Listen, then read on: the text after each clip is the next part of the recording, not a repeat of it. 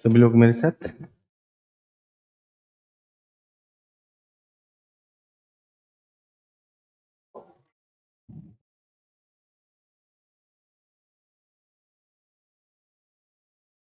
हिमालय की उत्पत्ति वर्गीकरण पे चर्चा करने को मैंने आपको एक प्रश्न दिया था। ऑनलाइन स्टार्ट कर दिया, स्टार्ट कर दीजिए। और ये हमने बात की थी, इनमें अंतर की हम बात करते, हिमाद्री, हिमाचल, शिवालिक। इसके पहले हमने पार हिमालय की बात की। ठीक है, डन। सर, केजीएस बुकलेट के अनुसार पार हिमालय का निर्माण तेथीस सागर के अवसादों से नहीं हुआ। वो इसे यूरेशियन प्लेट का हिस्सा बनाते हैं, मानते हैं। तो पार हिमालय का निर्माण किससे हुआ, यह क्लास में बताया गया, आपको बताया गया। उनका नाम भी टेथीस हिमालय है। अगर उनका नाम भी टेथीस हिमालय है तो टेथीस के अवसाद से बने होंगे कि नहीं बने होंगे? बने होंगे। और फिर अब हम उन्हें मानते हैं कि वो हिस्सा जो है धकेल कर जो ITSZ है उसको पार कर गया है। तो वो कहां पर है? यूरेशियन प्लेट के ऊपर।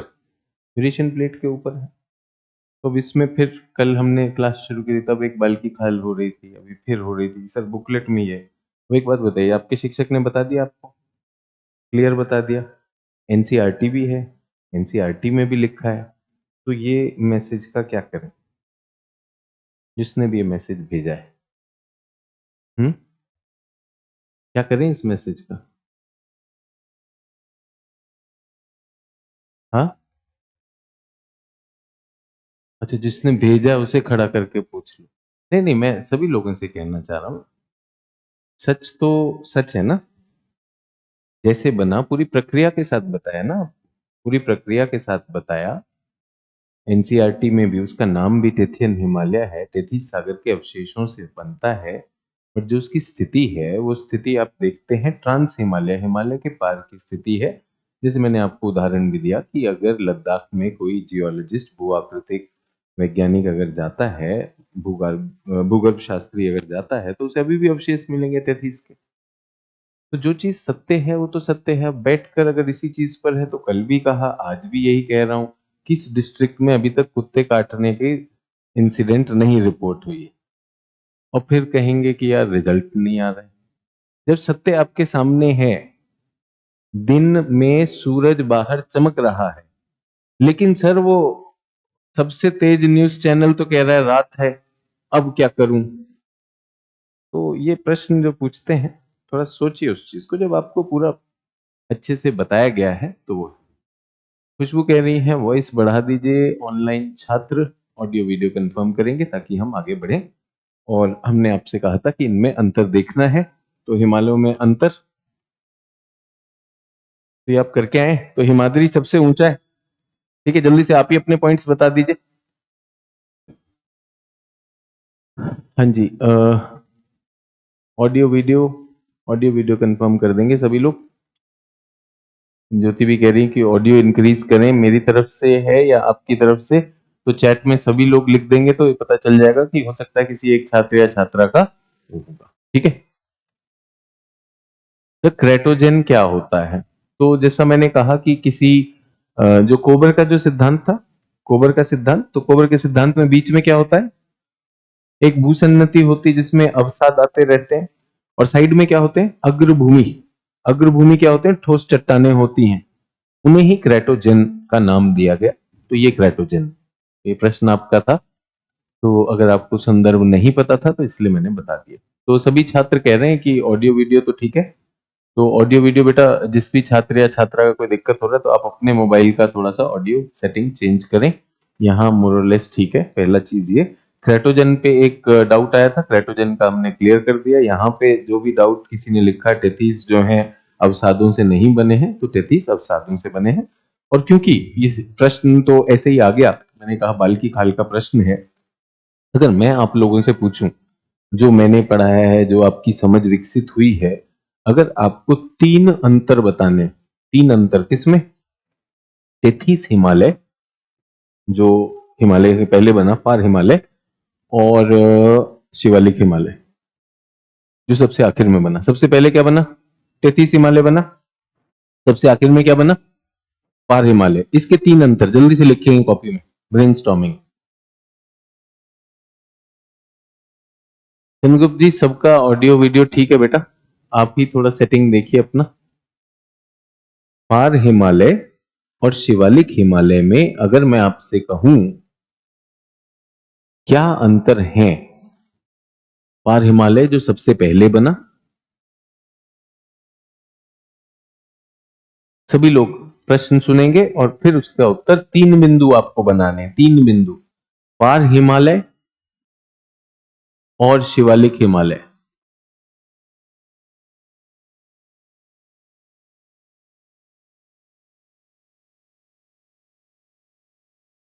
इसी से हम चल रहे हैं, यहीं से करेंगे तो बढ़िया रहेगा। उत्पत्ति भी हो गया, वर्गीकरण भी हो गया, हिमालयों में अंतर की भी बात हो रही है।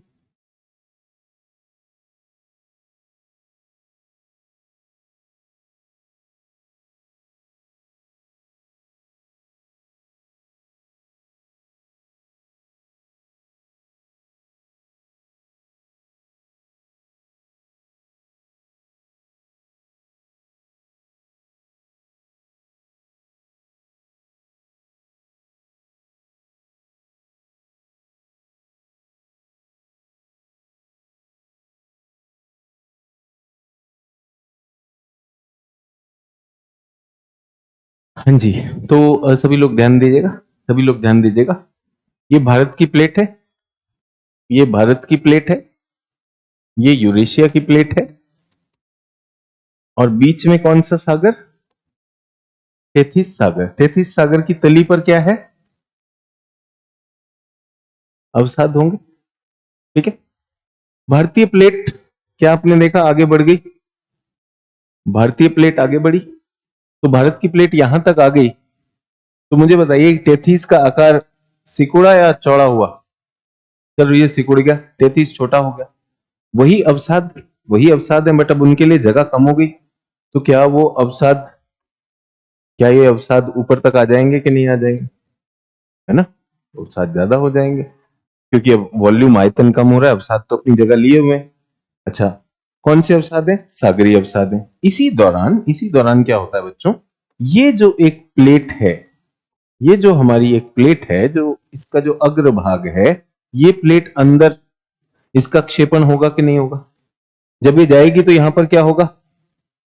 ज्वालामुखी। तो यहां पे ज्वालामुखियों का उद्गार होने की संभावना है। ठीक है। भारत की प्लेट तो यहां रुकी नहीं, भारत की प्लेट और आगे बढ़ गई। अब इससे भी आगे बढ़ गई कि नहीं बढ़ गई? यहां आ गई भारत की प्लेट। तेथिस सागर क्या हुआ? तेथिस सागर तो अब रहा ही नहीं, बस ये थोड़ा बहुत है, और ये भी क्योंकि ये जो अवसाद थे धीरे धीरे उथला हो रहा है, गहरे से उथला हो रहा है। अब ये अवसादों के लिए जगह ही नहीं है, अवसाद ऐसे बन गए कि नहीं बन गए? ये कौन सी श्रृंखला बनी? ये बनी टेथियन हिमालय। अभी हिमालय बने ही नहीं, यही था। लेकिन इसमें कुछ तो आग्नेय भी हैं, तो इसमें सागरीय अवसाद और आग्नेय दोनों। आग्नेय कब तक था? जब तक प्लेट का क्षेपण हो रहा था। क्या प्लेट का और क्षेपण हो रहा है अब है ही नहीं। अब तो सी और सी है, सी और सी में तो कोई नीचे जाता ही नहीं, तो बीच में जो हुआ वो तो पिचक गया। पिचक के क्या बना? पिचक कर अब जो है इस पे भारी तनाव है। क्या है? भारी तनाव। और जो बीच का सारा माल था वो पिचक गया, बीच का सारा माल वो क्या हो गया? पिचक गया। अब तनाव के चलते अगला स्टेज क्या आता है? अगला स्टेज ये आता है कि भारतीय प्लेट और ज्यादा तनाव में, इसमें क्या हुए? दरार आ गई, और ये नीचे तो जाएगी नहीं ऐसे, और ये वाली प्लेट को थोड़ा सा ऊपर की तरफ उठा दिया है। क्या कर दिया? ऊपर की तरफ उठा दिया। और ये अवसाद कहां है? ये तो वहीं पर है, यथावत बने ही हुए। ये क्या है?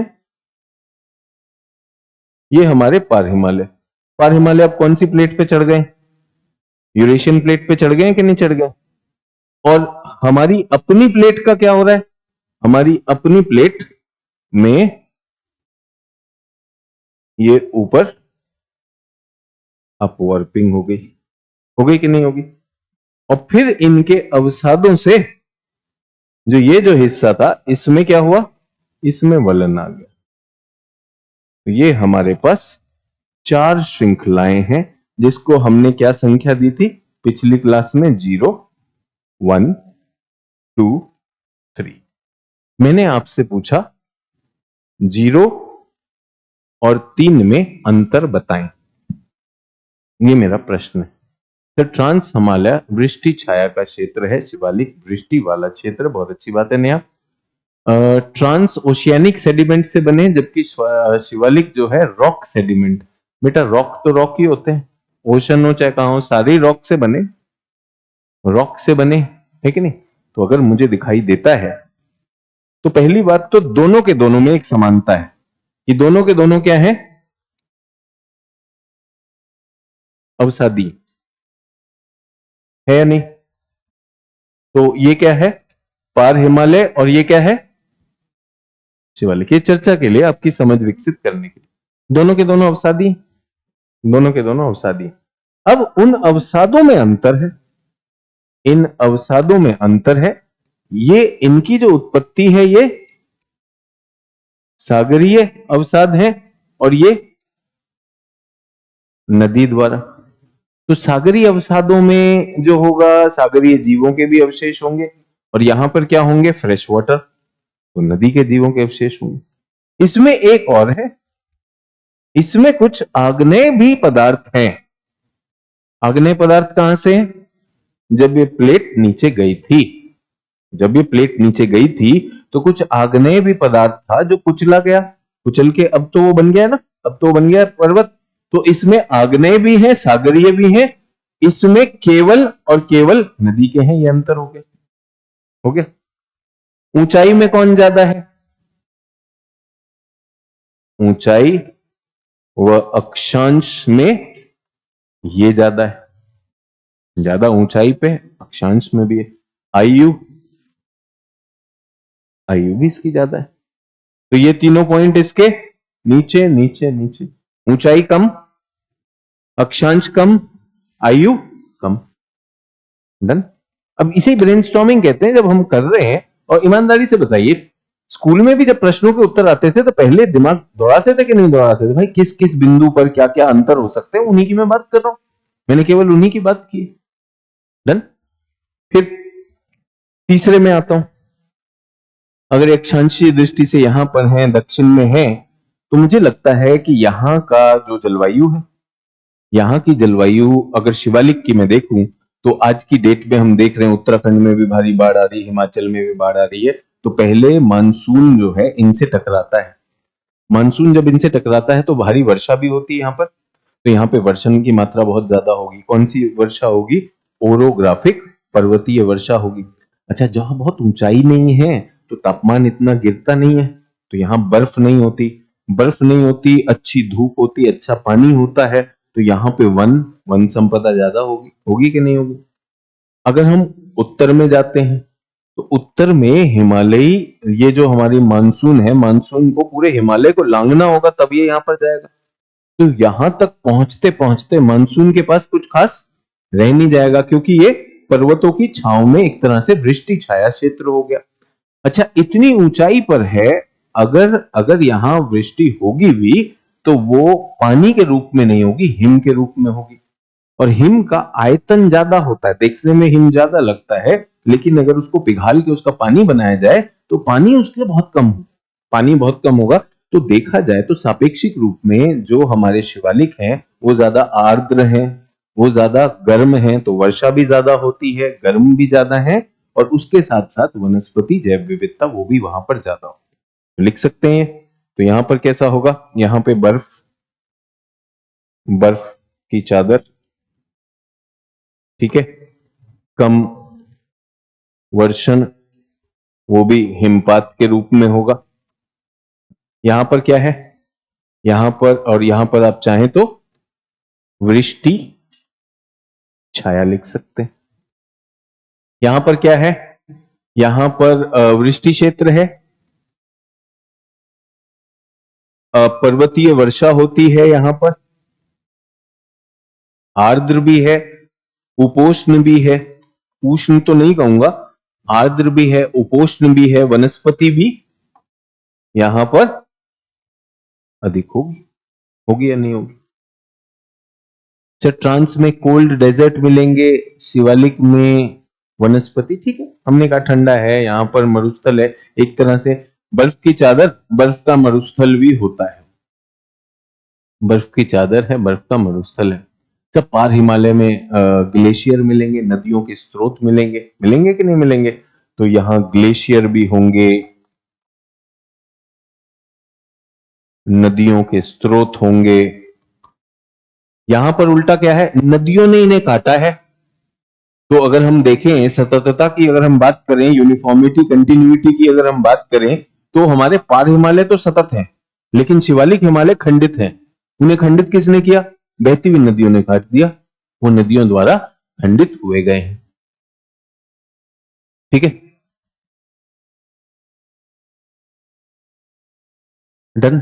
तो एक छात्र मुझे भूगोल ऑप्शनल के बारे में बता रहे हैं, तो जुलाई का महीना आ गया है, बहुत से छात्र जो हैं, अब प्रीलिम्स का रिजल्ट भी आ गया, इस समय है, अच्छा समय है ऑप्शनल सिलेक्ट करने का। तो केजीएस ने अच्छे ऑप्शनल्स भी अपने छात्रों को चॉइस के रूप में दिए।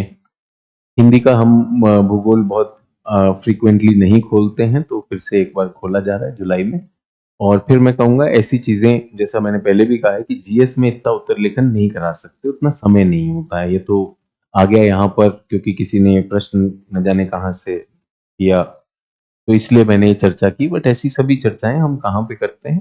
वैकल्पिक में ज्यादा करते हैं। वैकल्पिक का हिंदी में बहुत अच्छा मटेरियल भी नहीं था, तो उस पर भी हमने जो छात्रों को अभी मेंस तक का समय लिया हुआ है, तो मेंस तक में वो भी अपडेट हो रहा है मेरे ख्याल से। पर्सपेक्टिव वाले पे मैं काम कर रहा हूँ, तो वो भी आ जाएगा। तो बेस्ट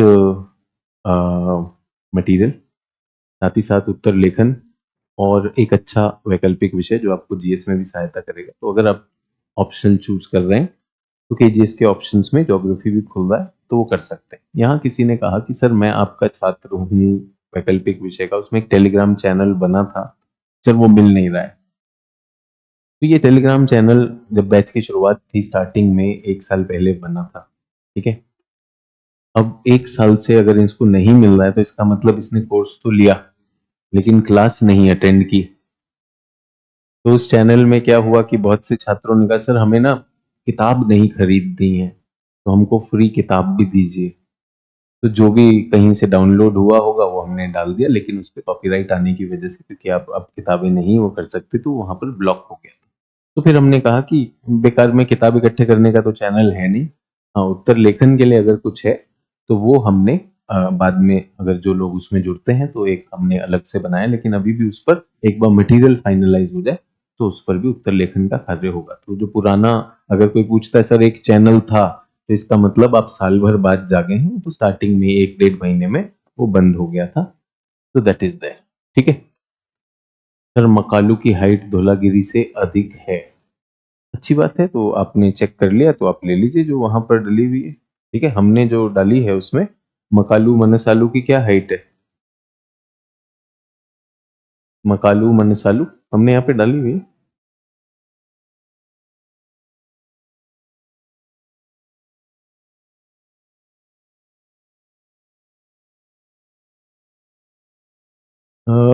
इसमें नहीं डाली हुई है मकालू मनसालू की। 8481 है। तो कंचनजंगा के बाद आप मकालू मनसालू, ऐसे बहुत सारे हैं, और मकालू मनसालू कहाँ पर है? नेपाल में है। तो आप डाल सकते हो। प्रश्न ऐसा नहीं होगा, प्रश्न तो ऐसा होगा कि हम कोई भी सिलेक्ट कर लेंगे, तो जो मशहूर है उनकी आपको दे दी गई थी। तो आप मकालू मनसालू, अगर उससे ज्यादा है तो आप प्लीज उसको अपनी सूची में इसको और अपडेट कर लीजिए। और अपडेट करना है, ऊपर क्या लिखा है?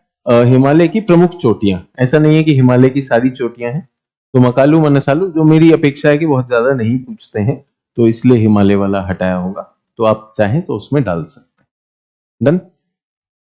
तो हम इन्हीं की बात कर रहे थे, हिमालय की बात कर रहे थे, यहां तक क्लियर हो गया दोनों में ये क्लैरिटी? और जिसको जो डाउट था पार हिमालय का, वो भी आपको बता दिया। ठीक है, ठीक है। तो मकालू मनसालू जो आपको डालनी है बिल्कुल डाल सकते हैं। तो प्लीज कोई बताओ, प्लीज कोई बताओ कि हिमालय वृष्टि छाया के पीछे क्या लिखे हैं? बिटिया सुन लो, छापो मत। छापने की जगह सुनो, और उसके बाद अपनी क्षमता से बिटिया अपने शब्दों में लिख पाओ। खैर ये कहने का कोई खास औचित्य नहीं, छात्र सभी उसके हैं। तो ये एक इनविटेशन था, जो लोग और लेखन को समझना चाह रहे हैं। ये वृष्टि छाया कहाँ पर है? वृष्टि छाया के बाद ये सुनना चाहती हैं कि भाई क्या लिखा है, अभी छाप लूं। बिटिया क्या फायदा होगा, ग्लेशियर नदियां अगर आप सोच ही नहीं पा रही। ये तो छात्रों ने ही दिए ना, ये तो आप ही ने अभी उत्तर दिया कि नहीं दिया। आप सोचिए, जो छात्र यहाँ पे उत्तर देकर जा रहा है और जो छात्र यहाँ फंसा हुआ है, अरे इसके नीचे क्या है, कौन वास्तविकता में अभी जो है क्लैरिटी लेके जा रहा है। तो आपके पास अवसर है, और ये तो पढ़ाने के बाद पूछ रहे हैं आपसे ब्रेनस्टॉर्मिंग, और अच्छी बात है भाई, ब्रेनस्टॉर्मिंग जितनी पकड़ लोगे। मेंस में सारी चुनौती ही ये है कि झट से विचार आने चाहिए, विचारों को लिखना चाहिए, उत्तर लेखन का ए पार्ट नहीं है। लेकिन ये बहुत से छात्र ऐसे सोचते हैं कि जब मेरा पूरा नोट्स लिख लिया जाएगा, अभी भी कुछ छात्र जो हमारे भूगोल वैकल्पिक के हैं वो मुझसे मिलते हैं तो कहते हैं सर क्लास में जो है वो सारा तो हमने लिख ही लिया, टॉपिक तो सारे हो ही गए हैं, इसको अब इतना सारा जो लिखा है इसको स्ट्रीमलाइन कैसे करें। तो अपने आप में बहुत चीजें लगभग लिख के ही बताई जाती हैं, बट मुख्य परीक्षा में चुनौती यह है कि कंटेंट ज्यादा है और उसको किस तरह से यूज करें। तो फिर से कह रहा हूं, अपनी ब्रेनस्टॉर्मिंग का विकास करें। ये क्लास में जो चर्चा का अवसर है, जो आपको लाइव क्लास कुछ लोग कर रहे हैं, अब जो मिला है लाइव का, तो उसका लाभ उठाइए। अभी भी नोट्स ही छाप रहे हैं तो पिछले में भी, रिकॉर्डेड में भी तो छपवाया ही होगा, रिकॉर्डेड में भी छपा होगा। चंद्रगुप्त मौर्य हैं, ये कह रहे हैं शिवालिक में हिल स्टेशन है लेकिन हिमालय पर नहीं है। क्यों भाई, कुल्लू मनाली कहां पे है? एक तो चंद्रगुप्त मौर्य तुमने पिछला बेटा रिकॉर्डिंग देखा, वो भी समझे नहीं, छाप तो लिए थे। कुल्लू मनाली और शिमला कहां पे? हिमाचल की श्रृंखला में आते हैं, वो तो शिवालिक के नहीं है। तो फिर ये कहना कि शिवालिक में तो हिल स्टेशन है, अब चंद्रगुप्त मौर्य नाम तो तुमने बड़ा रख लिया, काम ऐसा कर दिया कि हम कुछ बोल जाएं। सर इन पर्वत चोटियों की प्रैक्टिस कैसे करें? घर में आटा लो, रसोई में ऐसे टक टक टक टक लगा लो। वो जन्माष्टमी से पहले झांकी बनाते थे ना बचपन में, ऐसे बना लो, क्या दिक्कत है? ये प्रशांत मौर्य हो, चंद्रगुप्त मौर्य थे, प्रशांत मौर्य आ गए। इतने भारी सवाल पूछते हैं कि भाई साहब चोटियों की प्रैक्टिस कैसे करें? 10 चोटियां हैं, आपस में उनको पहले याद कर लो, मेमोराइज कर लो, टेस्ट ले लो, बहुत सारे। डन। तो ये है, तो सभी तरह के छात्र आते हैं। कुछ छात्र वाकई में परीक्षा को पास करने के लिए हैं, कुछ बहुत बहुत ज्यादा दबाव है सिविल सर्विसेज की तैयारी का उत्तर भारत में, इसलिए भी आ जाते हैं। पूर्वी हिमालय में हिमरेखा, हाँ जी सुजीत कुमार दास, मुझे पता है आपने पूरा रट रखा है। पिछले वाला जो होता है ना, नेक्स्ट टॉपिक बताता है हमेशा, अब जो नेक्स्ट टॉपिक है अब ये होना चाहिए। सुजीत कुमार दास आप बिल्कुल नोट कर लिए गए, सब बच्चे मतलब आपको, मतलब जहां मिलेंगे एकदम तोहफा कबूल ऐसे मिलते हैं आपसे सब। तो सुजीत कुमार दास आप पुरुष नहीं महापुरुष श्रेणी में चले गए, पढ़ाना शुरू करें कि नहीं करें? हाँ जी। तो हमने अंतर देखा है और वापस आ रहे हैं हम किस पर, हिमाद्री पर ही चले। तो थोड़ा सा, क्योंकि आपने होमवर्क भी किया होगा और मेरे पास भी अवसर है बात करने का, तो हिमाद्री सबसे उत्तरवर्ती पुराना औसत ऊंचाई इसकी ये है, ऊंची चोटियां हैं। तीसरा बिंदु जो मुझे लगता है हिमाद्री में ये आना चाहिए कि हिमाद्री एक सतत पर्वत श्रृंखला है जिसमें आसानी से कोई ब्रेक नहीं है। आसानी से, ये मैं बोल रहा हूं तो चाहे तो साथ साथ लिख लीजिए, जिन्होंने होमवर्क किया उनके लिए तो बहुत अच्छा एडवांटेज है कि आपका आत्मविश्वास भी बनेगा। बाकी मैं यहाँ लिखवा नहीं रहा हूं, तो हिमाद्री के ही इसमें चल रहा हूं। तो हिमाद्री जो मुझे दिखाई दे रही है, तो हिमाद्री जो है कंटिन्यूअस रेंज है, इसमें कोई गैप नहीं है। और जो गैप है, मान लीजिए अगर कोई गैप है तो इसे तो वरदान मान के चलिए। मान लीजिए एक गैप था ना, काराकोरम गैप, तो ये क्या हो जाते हैं, दर्रा हो जाते हैं। ये एक प्राकृतिक तरीका हो गया जिससे कि हम इसे पार कर सकें, अन्यथा ये क्या है, हिम आच्छादित है। यहीं पर ग्लेशियर भी होते हैं, ग्लेशियर्स की हमने बात कर ली थी। और अगर करंट अफेयर्स से लिंक करना हो तो आईपीसीसी की एक रिपोर्ट है कि ये जो हिंदू कुश और काराकोरम और ये वाले क्षेत्र के ग्लेशियर जो हैं, जिनको एशिया के वाटर टावर भी कहा गया, ये बहुत तेजी से पिघल रहे। इनका बहुत तेजी से पिघलने का कारण क्या है, जलवायु परिवर्तन है। इनके पिघलने से दो चीजें होंगी। पहले तो पानी की आपूर्ति बढ़ेगी, पानी की आपूर्ति बढ़ने में कोई दिक्कत नहीं है, लेकिन पानी की आपूर्ति बढ़ते ही आपने देखा पाकिस्तान बाढ़ में चल रहा है, हिमाचल प्रदेश में भी बाढ़ जैसी स्थितियां हैं। तो सबसे पहले इस क्षेत्र के आसपास केवल भारत केंद्रित नहीं हो रहा हूं, क्योंकि अब हम उपमहाद्वीप की दृष्टि से देखें तो पाकिस्तान में भारी बाढ़ की स्थिति चल रही है। भारत की भी नदियों की जब हम बात करते हैं, और जिसमें सिंधु घाटी संधि की भी मैं बात करना चाहता हूँ, सिंधु जल संधि की भी मैं बात करना चाहता हूँ। जब हम बात करते हैं कि सिंधु जल संधि का हम पानी रोकेंगे, नियोजित करेंगे, तो आप खुद देख लीजिए अभी जो पानी है ना तो भारत उसके लिए तैयार है, ना तो भारत उस पानी को रेगुलेट करने की स्थिति में है। पाकिस्तान का तो पूछे मत भैया, जो जा रहा है हम तो वो कर ही नहीं रहे। अगर आप देखेंगे हिमाचल प्रदेश में जो सब खबर आप सुनेंगे, तो पांडो डैम जो है उसको खोल दिया गया है कि भैया अब इसमें पानी नहीं रोकेंगे। पता चला बांध में और पानी रोका और दबा हुआ बांध भी टूट गया, तो इस समय बांध भी खोल दिए जाते हैं। तो ये बहुत ही आसान एक राजनीतिक बयान हो जाता है कि हम इनका पानी रोक देंगे, नहीं रोक देंगे। देखिए, जब पानी होता नहीं है तो किसी के लिए नहीं, तब हमारे भारत में भी वहां शॉर्टेज है, और जब पानी होता है तब कोई भी नहीं संभाल सकता। तो ये कहना या तो हम ऐसी स्थिति में हो कि भैया सब कुछ हमारे नियंत्रण में हो, हमारी गर्मी हो चाहे सर्दी हो चाहे बरसात हो, हमारी जितनी पानी की जल आपूर्ति की आवश्यकताएं हैं हम उन्हें पूरा निभाते हैं, तब तो ठीक है। वरना तो ये पॉलिटिकल बयानबाजी है, पॉलिटिकल बयानबाजी में कुछ नहीं लगता है। आपके समर्थक जो हैं उनको बोलने का वो मिल जाए, देखा ये कर दिया वो कर दिया, और जब कुछ नहीं हो पाता है कोई बात नहीं, इंसान है और क्या जान लोगे। हमने कहा था सुपरमैन बन के दिखाओ, इंसान है, इंसानी इंसानी ही बात कर, तो उतनी सी बात होनी चाहिए। तो ये आपके सामने है जो हमने कहा। अभी जो बात थी पानी रोक देंगे, रोक के दिखाओ, अपना ही रोक के दिखा दो।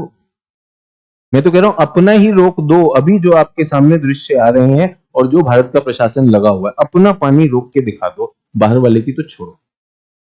ये हो रहा है कि घर में मियां बीवी मारपीट कर रहे हैं और पड़ोसी को जो है एडवाइस देने गए शादी के लिए क्या करना है।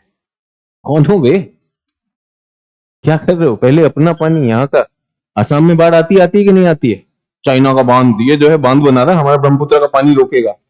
अब जो आया उसका क्या करते हो? उसको रोक सकते हो, वो रोकेगा नहीं रोकेगा, फिर तो वही वाली बात है, बिना तैयारी के परीक्षा देने गए हम। अच्छा आया तो कर देंगे, नहीं आया तो नहीं कर देंगे। तो ये पहली बात ये है कि इनको पार करना मुश्किल है। और फिर एक और बात बताना चाहता हूँ, मनुष्य जो है जैसे जैसे विकास हुआ है, मनुष्य का थोड़ा सा घमंड बढ़ा है कि सारी चीजें उसने की हैं। आप बताइए, जब जब ये विकास नहीं भी हुआ था तब भी तो आपने तब भी तो आपने वो सुना होगा कि अंतरराष्ट्रीय यात्री इन रास्तों को, इन दर्रों को पार करते थे। यहाँ के जनजातीय लोग इन रास्तों को पारंपरिक रूप से पार करते रहे हैं। कोई टेक्निक नहीं, कोई कुछ नहीं, सब कुछ है जो है। और प्रकृति के साथ उन्होंने जीना सीखा है, प्रकृति के साथ जीना सीखा है। तो अब हम क्या होते हैं, जब मानव आता है, मानव जो है प्रकृति के विपरीत इतना दम्भ रखता है कि हम प्रकृति के विपरीत सब कुछ कर सकते हैं। ये जो सोच है मानव की, जो हम भूगोल में इसको हम संभववाद कहते हैं, पॉसिबिलिज्म कहते हैं, कि मानव को लगता है सब कुछ संभव है।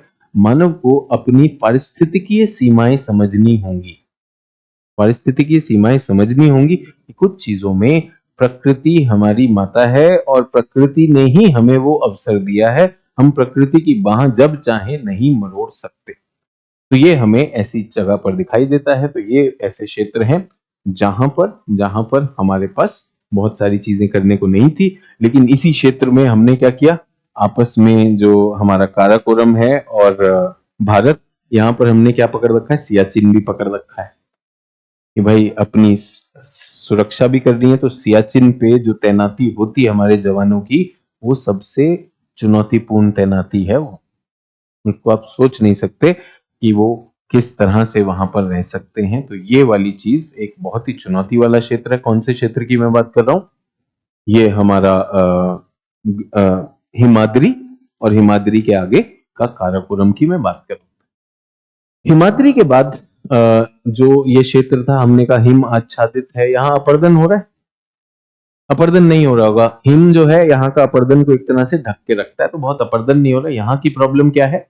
यहाँ की प्रॉब्लम है ग्लोबल वार्मिंग, ग्लेशियर्स का पिघलना, और उस वजह से जो चुनौती हो रही।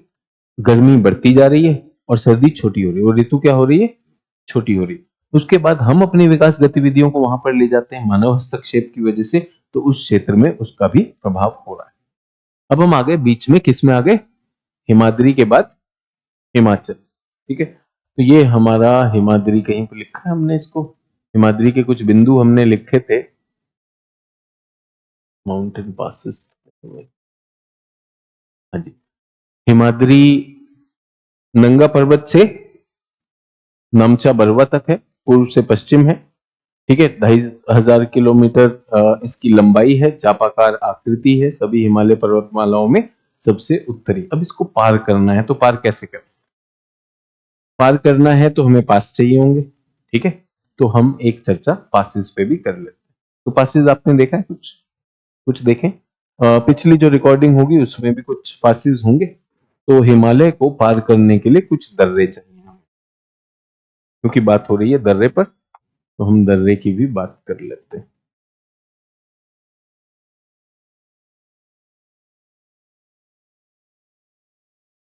दर्रा,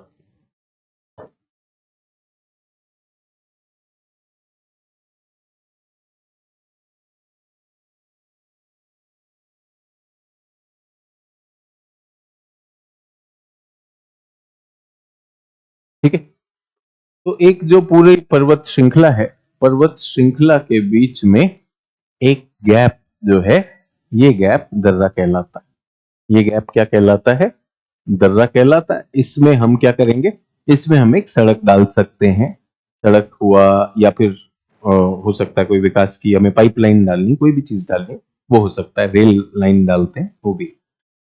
दर्रा मिल गया प्राकृतिक तो बहुत अच्छी बात, नहीं मिला तो क्या मानव के पास तकनीक है कि कोई और तरीके से वो निकाल सके सड़क, सुरंग खोद सकता है। वो क्या कर सकता है, सुरंग खोद सकता है। तो हम टनल भी खोलते हैं, आपने सुना होगा अटल टनल की बात आपने सुनी। तो इस तरह से हमारी टनल्स भी आती रहती हैं। जब हम ट्रांसपोर्ट की बात करेंगे तो हम उसमें भी बात करेंगे। ठीक है, चिनानी नशरी की जो अभी न्यूज में रही है, तो वो भी रहेगा। लेकिन टनल में एक दिक्कत है यहाँ पर, सोचिएगा इन सारी चीजों में, अगर मैं यहाँ पर पुल बनाता हूं, अगर मैं यहाँ पर एक सुरंग बनाता हूं, वो सब ठीक है, लेकिन ये क्षेत्र कैसा है, ये क्षेत्र टेक्टोनिक रूप से बहुत अस्थिर है। तो यहाँ कब चट्टाने हिल जाएं, कब चट्टाने हिल जाएं, उसके दुष्परिणाम में कब वो सड़क बंद हो जाए, टनल बंद हो जाए, और बहुत सा जीवन की क्षति हो सकती है, बहुत सारी चीजें हो सकती हैं। तो इसको भी सोच के करना पड़ता है, सोच के करना पड़ेगा। ठीक है, तो जहां भी प्राकृतिक दर्रा मिला वो एक आशीर्वाद मान के चले कि नहीं चले। ठीक है, तो हमारे पास जो प्रमुख, अगर हम शहरों की बात करें, तो हमारे पास एक तो जम्मू आता है, उसके बाद क्या आता है, श्रीनगर आता है, उसके बाद क्या आता है, लेह आता है, और क्या आएगा, क्या, अभी तक तो इनको हम प्रमुख मान लें, इनको हम प्रमुख मान लें। अब हमें जाना है इनमें, अब हमें इनमें जाना है। तो पहले आएगा शिवालिक, फिर क्या आएगा, हिमाचल, फिर क्या आएगा, हिमाद्री। शिवालिक को पार करने में कोई दिक्कत नहीं, शिवालिक को पार करने में इसकी औसत ऊंचाई कितनी है, 900 मीटर है। इसमें तो गाड़ी चढ़ा के ले जाओ, इसमें क्यों सुरंग बनानी। तो शिवालिक तो कोई बाधा का काम करता नहीं, बाधा का काम करता है हिमाचल। बाधा का काम कौन करता है, हिमाचल श्रृंखला काम करती है। तो हमें यहां पर एक दर्रा चाहिए, जम्मू और श्रीनगर को जोड़ते। फिर हमारे पास ये हिमाद्री भी आएगी, तो हमें क्या चाहिए, लेह को भी जोड़ते हुए ऐसा चाहिए। ठीक है, उसी तरह से अगर हम यहां पर एक और शहर ले लूं, शिमला ले लूं, एक रास्ता ये भी हो सकता है कि हम शिमला से चले जाएं, तो भी हमें क्या चाहिए होंगे, तो भी हमें दर्रे चाहिए। तो दर्रों को याद करना, जैसे अभी किसी ने कहा सर चोटियों को याद कैसे करूं, तो एक आसान तरीका यह है कि आप उसको एक किसी कार्य से जोड़ दीजिए, कि भाई मुझे जाना कहां से है, मुझे दक्षिण से जो है इन पर्वत श्रृंखलाओं को लांघते हुए उत्तर की तरफ जाना है, सियाचिन की तरफ जाना है, तो कुछ उस क्रम में आने चाहिए, कुछ उस क्रम में आने चाहिए। तो यहाँ पे जो सबसे पहला और जो सबसे मशहूर है, वो जम्मू और श्रीनगर को जोड़ता है, क्या नाम है इसका, बनिहाल पास। कौन सा है, बनिहाल पास। इसका मटेरियल में भी दिया हुआ है, मैं अभी चर्चा भी कर दूंगा। तो एक हमें नहीं भूलना है, बनिहाल पास। बनिहाल पास क्या करता है, जम्मू और श्रीनगर को पारंपरिक रूप से जोड़ा। और हमेशा मैं आपको बताना चाहता हूं कि श्रीनगर जो है, जो हमारे हिमाचल के उस तरफ है, जो मध्य हिमालय के उस तरफ है, श्रीनगर की घाटी, वो शीत ऋतु में मुख्य भूमि भारत से कट जाती थी। तो वहां पर एक ही तरीका रह जाता था अगर पार करना है, तो यहीं से बनिहाल पास से, तो बनिहाल पास से यहां पर एक सुरंग भी बनाई गई है इसी के पास, उसको कहा जाता है जवाहर टनल। जवाहर टनल, अब यहां से सड़क भी जाती है, और सड़क के अलावा यहां से क्या जाता है, सड़क के अलावा यहां से हमारे पास रेल भी जाती है। तो रेल लाइन और सड़क लाइन दोनों जाती है। आपको अनुभव करना हो तो कभी श्रीनगर की यात्रा कीजिए, अब तो हमारे पास रेल यात्रा है, बहुत आनंददायी और बहुत बढ़िया सा सफर है। लेकिन यहाँ पे लोग पहले भी रहते थे, पारंपरिक रूप से रहते थे। जम्मू और श्रीनगर को एक और दर्रा जो है जोड़ा करता था, इसका नाम था क्योंकि ये पीर पंजाल श्रृंखला है, तो एक और हुआ करता था पीर पंजाल। तो दो आपको याद रखने, पीर पंजाल और पीर पंजाल, और क्या है, बनिहाल, दो हो गए। अब हम श्रीनगर पहुंच चुके हैं। श्रीनगर से अब हमें आगे जाना है, तो श्रीनगर से आगे में दो पास आपको याद रखने हैं, ठीक है। एक है बुर्जिल, क्या नाम है, बुर्जिल, और एक है जोजिला। तो तिब्बती भाषा में ला का मतलब दर्रा होता है, तो हमने क्या कर दिया, बुर्जिला और जोजिला। जोजिला में अभी आपने सुना एक सुरंग बनी है, ठीक है। तो ये जो जोजिला है, ये क्या करेगा, श्रीनगर से हमें कहां जाना है, लेह की तरफ जाना है, तो जोजिला के थ्रू जाएंगे। श्रीनगर से गए तो किससे गए, जोजिला के थ्रू जाएंगे। और पीओके, अगर पीओके जाना, अब ये बुर्जिल बंद हो रहा है, यहां पर पीओके में एक जगह है गिलगिट। अगर हमें गिलगिट जाना है तो किससे जाना होगा, बुर्जिल से जाना होगा।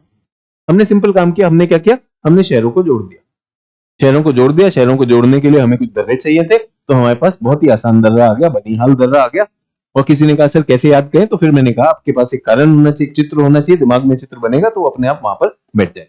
जोजिला भी हो गया और बुर्जिल्ला भी हो गया, ये क्या करने वाले हैं, श्रीनगर को लेह से जोड़ने वाले हैं और गिलगिट की तरफ भी जाते हैं। अब ये रास्ता हम इसे बंद कर देते हैं। अब हम यहां पर आते हैं, कहां पर आते हैं, अब हम शिमला की तरफ। शिमला में हम कहां हुए, हिमाचल। शिमला में हम कहां हुए, हिमाचल। अब हिमाचल में आजकल बाढ़ आई हुई है, मोटी बाढ़ जो है एक नदी से जुड़ी हुई है, क्या नाम है बड़ी नदी का, जिस नदी के आसपास जाने को मना कर दिया गया, हिमाचल की बड़ी नदी, ब्यास नदी।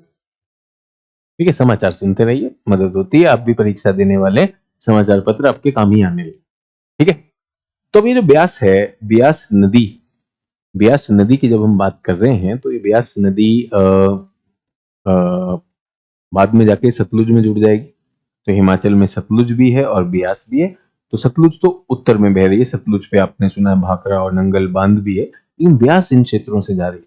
तो ब्यास की जो उत्पत्ति है वो कहां पर है, ब्यास कुंड।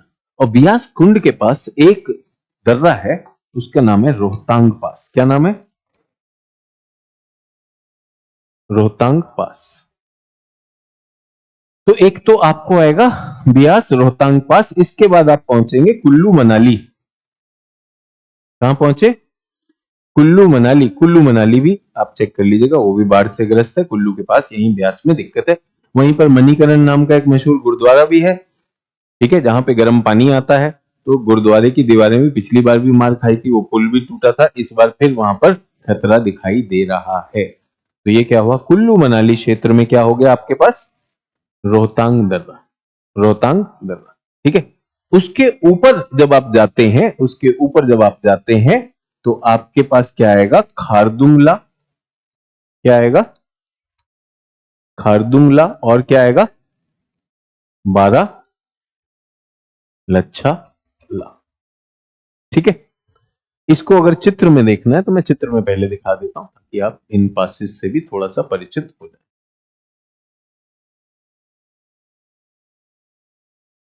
ये पास है, ठीक है। तो रोहतांग पास, रोहतांग पास, मैंने खारदुंगला पहले लिख दिया, उसको नीचे कर दीजिएगा। बारह लच्छाला और खारदुंगला, ये रास्ता चला जा रहा है। कौन सा रास्ता, हिमाचल से हिमाचल से जब आप जा रहे हैं सियाचिन की तरफ, तो आप कहां से पहुंचेंगे? यहां से पहुंचेंगे। ये हमारा सियाचिन क्षेत्र है। तो इसमें कौन सा पास आएगा? खारदुंग आएगा, बारालच्छा आएगा और रोहतांग। लेकिन अगर आप जम्मू से चले हैं, जम्मू से चले हैं, यहां पर जम्मू है तो जम्मू से चले हैं श्रीनगर, तो कहां पर आएंगे? ये आपका श्रीनगर है। तो ये कौन सा है? बनिहाल। और एक पुराना पास जो था उसका नाम क्या है? पीर पंजाल। अब आप श्रीनगर आ गए, श्रीनगर से आपको लेह जाना है, तो कौन सा आया? जोजिला। जोजिला। और अगर आप ऊपर जा रहे हैं तो क्या आया? बुर्जिला। ठीक है, ये रास्ता समझ में आ गया। एक रास्ता हमने यहां पर लिया, एक यहां पर लिया। डन। उसके बाद ये हमारे पास आ गया, इस तरह से हम चले गए, ये आपके पास हो गया। अब हम आते हैं, ये जो हमारा ये भारत का मानचित्र है, ऐसा ही बनाना सीखा हमने, सभी लोग ऐसा ही बनाना सीखा हमने। तो यहां पर कौन सी नदी थी हमारी, जिसमें रोहतांग पास के पास कौन सी नदी है? ब्यास नदी। अब ब्यास नदी किसकी सहायक है? सतलुज की सहायक। तो यहां से कौन जाएगा? सतलुज नदी जाने वाली। तो सतलुज में क्या होगा? हमारी ब्यास जुड़ जाएगी। अब सतलुज नदी कहां से उत्पत्ति होती? ये भी हमारे कैलाश मानसरोवर क्षेत्र से उत्पत्ति होती है और ये भारत में घुसती है। तो यहां पर ये जो गर्दन बनाई थी हमने, यहां पर एक दर्रा आता है, इस दर्रे का नाम क्या है? शिपकीला। तो सतलुज नदी जो भारत में घुसती है, यहां पर है हमारा शिपकीला दर्रा। शिपकीला दर्रा। अब यहां पर हम जल विद्युत भी बनाते हैं, जल विद्युत आगे आएगा, भाखड़ा नंगल भी आएगा। और यहां पे जहां शिपकीला है, यहां पर एक अंडरग्राउंड हमारे पास हाइड्रो पावर प्लांट है, जिसका नाम है नथपा झाकरी। तो नथपा झाकरी, जब यहाँ पे पानी ज्यादा हो जाए, कुछ होगा, तो नथपा झाकरी को भी बंद किया जाता है ऐसे टाइम में। तो यहां पर कौन घुसा? घुसी है हमारी नदी सतलुज। तो नाम क्या है? शिपकीला। शिपकीला हो गया। अब हम आते हैं उत्तराखंड की, ये जो हमने लाइन बनाई थी कि नहीं बनाई थी? बनाई थी। तो इसमें बहुत सारे हैं और अक्सर इन पासेस को, ये सारे मशहूर पास हैं, सारे मशहूर पास हैं। यहाँ बहुत सारे बौद्ध भिक्षु, उनका यहाँ पर आना हुआ, वो इन पासेस को यूज करते थे। और आप जानते हैं कि कैलाश जो क्षेत्र है वो बौद्धों के लिए, हिंदुओं के लिए, सबके लिए वो श्रद्धेय है। तो यहाँ से खूब आना जाना। और ये भी बता दूं, शिपकिला जो है वो जो प्राचीन जो हमारा रेशम मार्ग हुआ करता था, सिल्क रोड, उसका पास हुआ करता था। तो यहाँ खूब सारे यात्री आया करते थे। तो हमें याद करने के लिए यहाँ पर 3 याद करने हैं, TNL, थागला, TMN, TMN, मानाला, नीतिला और लिपुलेख, जो अभी आपने सुना है कि वो जो काला पानी के पास जो थोड़ा सा नेपाल से थोड़ा विवाद हो रहा है काली नदी को लेकर, तो यहां पर लिपुलेख आता है। तो ये हमारा पहला है जिसकी चर्चा होनी चाहिए। अब इसको अगर हमें सीखना है, तो जैसे आपको मानचित्र सिखाया, तो इसको हमेशा के लिए ऐसे बना लीजिए बड़ा, ठीक है। और अभी जो कहानी बताई उस हिसाब से नंबर 1, नंबर 2, 1 क्या है? बनिहाल, 2 क्या है? पीर पंजाल। ठीक है, क्रम में लिख लेंगे पूरी कहानी में। अब पहुंच गए, यहां पर जम्मू था, जम्मू के बाद यहां पर श्रीनगर आ गए। श्रीनगर से 3 क्या है? जोजिला। 4 क्या है? बुर्जिल्ला। डन। उसके बाद यहां पर कहां आ गए? हम शिमला आ गए, कुल्लू मनाली के करीब आ गए। तो पहले हमारे पास क्या आएगा? 5वां रोहतांग, 6ठा बारालच्छा, 7वां खारदुंगला, और यहां पर ये आपका सियाचिन है, और यहां पर आपका लेह शहर है। ये सियाचिन है, लेह शहर है। यहीं पे सासेर भी हो सकता है, खारदुंगला भी हो सकता है। ये हो गया, ठीक है, डन। फिर उसके बाद हमारे पास एक ये आता है पास, ये क्या है? शिपकिला। 8 नंबर क्या है? शिपकिला। और उसके बाद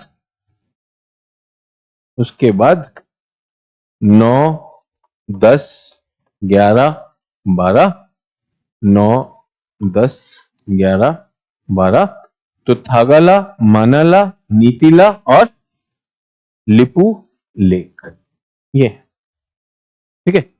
तो कुछ लोगों ने इसको देखा, पहले सुना, कुछ लोगों ने भागीदारी की, कुछ लोगों ने बोलने की कोशिश की, कुछ लोग पहले भी देख रहे थे, अभी भी देख रहे हैं।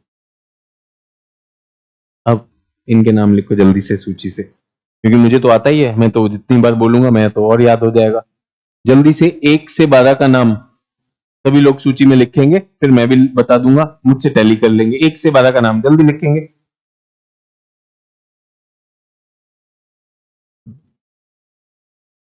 अगर चित्र बना रहे थे तो अच्छी बात है, नहीं बनाया तो जल्दी से बना लीजिए।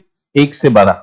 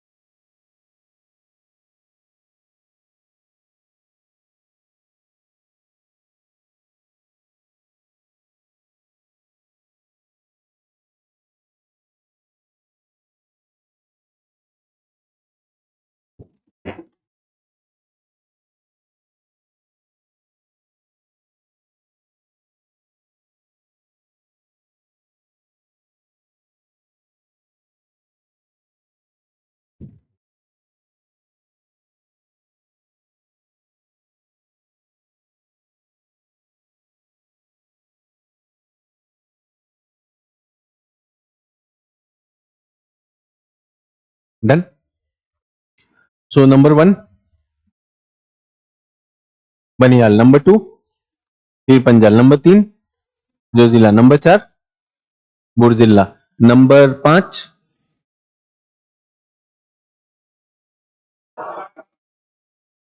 रोहतांग, 6 बारालच्छा, 7 खारदुंगला, 8 शिपकिला, 9 थागा, माना, नीति, लिपुले, ठीक है। डन। उसके अलावा एक हमने पास बनाया है उमलिंगला। क्या नाम है? जो करंट अफेयर्स वाला डाल रहा हूं, उमलिंगला। ये अब हमारी हाईएस्ट मोटरेबल रोड हो गई है, ठीक है। उमलिंगला, इसका आपका होमवर्क है, इसके बारे में पढ़ेंगे। उमलिंगला। डन। उमलिंगला चेक करेंगे, आज का होमवर्क उमलिंगला। तो करंट में भी जो चेंजेस होते रहते हैं उन सारी चीजों को ध्यान में रखना है। मुख्यतः इन्हीं हिमालय को पार करना चुनौती है। उसके बाद तो नेपाल आ जाएगा, नेपाल में हमें दिक्कत नहीं है। सिक्किम आएगा तो सिक्किम में हमें पार करना है। सिक्किम में 2 हैं, एक है नाथुला। सिक्किम में क्या है? नाथुला और जेलेपला। सिक्किम वाले कौन से हैं? नाथुला और जेलेपला। तो 12 तो ये हो गए, 12 तो यहां पर हो गए। उसके बाद सिक्किम में 2 हैं। सिक्किम में कौन सा है? नाथुला और जेलेपला। ये किसको जोड़ते हैं? सिक्किम की राजधानी गैंगटॉक जो है, गैंगटॉक को तिब्बत की राजधानी ल्हासा से जोड़ते हैं। तो तिब्बत से जो हमारा पारंपरिक व्यापार रहा है वो इससे रहा। ठीक है, पास हो गए। तो सिक्किम के भी पास हो गए। तो अब हमारे पास कितने हो गए? 2 और हो गए, 2 और हो गए। अब हम आते अरुणाचल प्रदेश। अरुणाचल प्रदेश,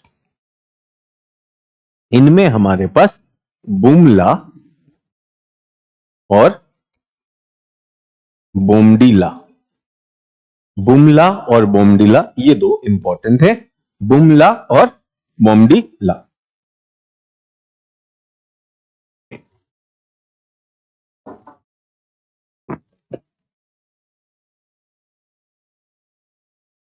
बुमला और बोमडीला।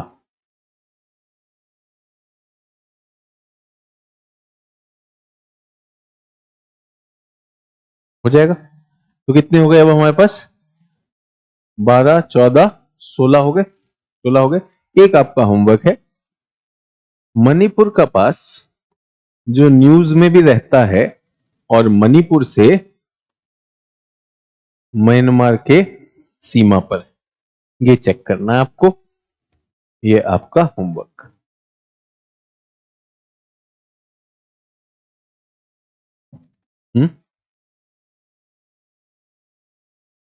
देख लीजिए न्यूज में। मैं चाहता हूं कि न्यूज में, ऐसे तो बहुत सारे, ये सिर्फ इतने ही तो दर्रे नहीं है ना, और भी है ना। ये क्या है? प्रमुख दर्रे लिख दूं? ये उत्तर पश्चिम में हो गए। उत्तर पश्चिम में ये क्या है? प्रमुख दर्रे।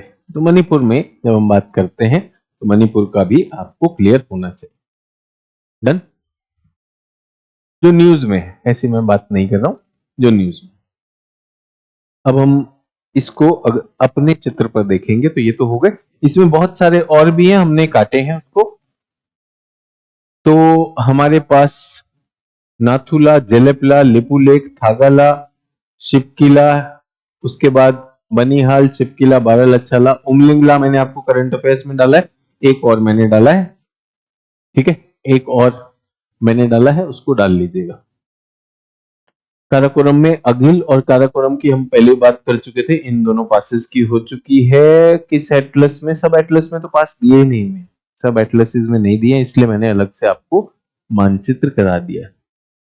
कुसुम निर्मला ने जो नाम लिखा, प्रियांशी ने, सही नाम है आपका। जो आपने मणिपुर का न्यूज में देखा है वो सही नाम आप वहां पर लिख रहे हैं। ठीक है, बाकी लोगों को मैं चाहता हूं कि एक होमवर्क भी करें। ऐसे ही पास जब हम दक्षिण में जाते हैं तो हमारे पश्चिमी घाट में पालघाट, शेनकोटा घाट, थालघाट और भोरघाट भी मिलते हैं। तो जब हम पश्चिमी घाट में नीचे जाएंगे तो हम उसकी भी बात करें। सभी लोग क्लियर हो गए? हाँ जी, एक प्रश्न है आप लोगों के लिए, जल्दी से बताएंगे कौन सा है?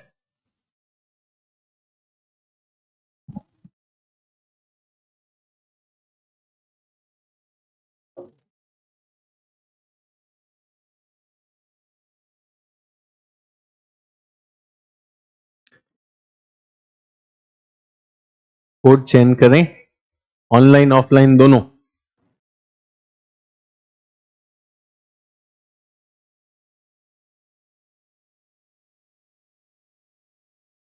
अभी किया है, इसमें जितना भी समझ आया बिना देखे, देखें कितने लोग कर पाते हैं। तो नंबर 1 क्या नाम है? शिपकिला। नंबर 2 थागाला, फिर मानाला और फिर नीतिला, TMN। तो नंबर 1 हमारा शिपकिला। 1 का सी हो गया, 2 का डी, 1 का सी, 2 का डी, यही आता है। बी ब्रावो सही उत्तर है। B bravo. फिर भी वहां पे ए भी कुछ लोग लिख चुके हैं, सी भी लिख चुके हैं। क्यों लिख चुके हैं पता नहीं। तो फिर मैंने कहा कि क्यों लोग इतने आसान चीज में भी हो जाएंगे, ये तो चिपकिला हो जाएगा। ठीक है, ये थागाला, ये मानाला, और जो बचा 4 नंबर वो नीतिला। ठीक है, डन।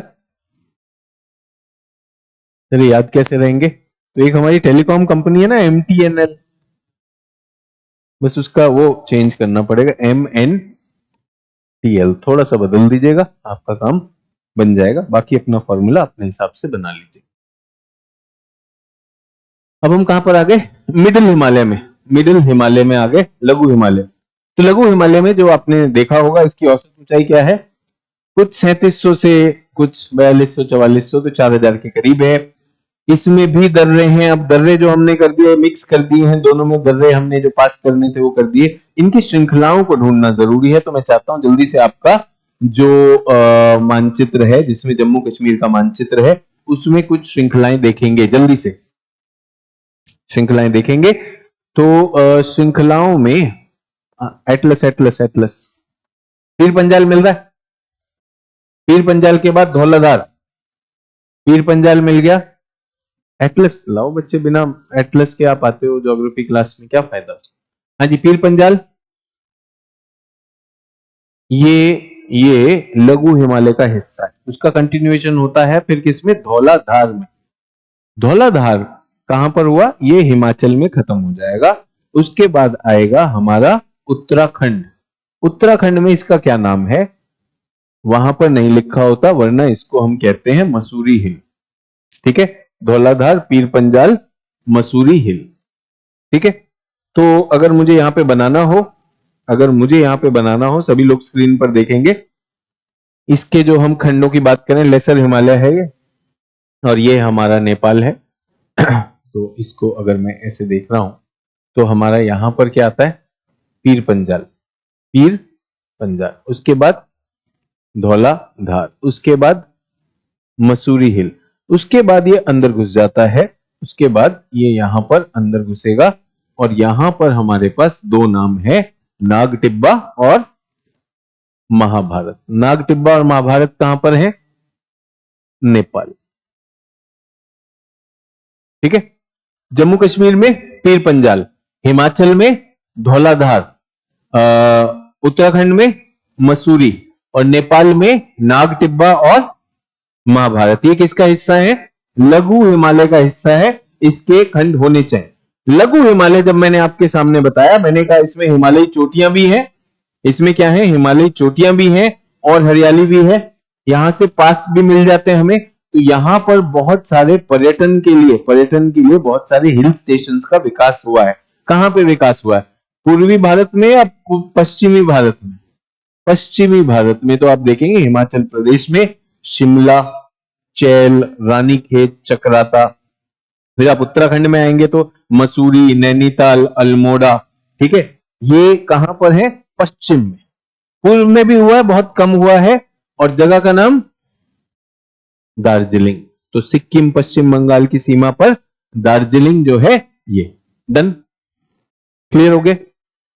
ये आपने जो अपना होमवर्क किया, अगर होमवर्क किया तो ठीक है, नहीं किया तो ये आपने लिखा होना चाहिए कि इनका क्या है। ये हमारे आगे 80 किलोमीटर चौड़ा, औसत ऊंचाई 1300 से 5000 दी हुई, बट आपकी मोटे तौर पर क्या होगी? 4000 मीटर होने वाली है।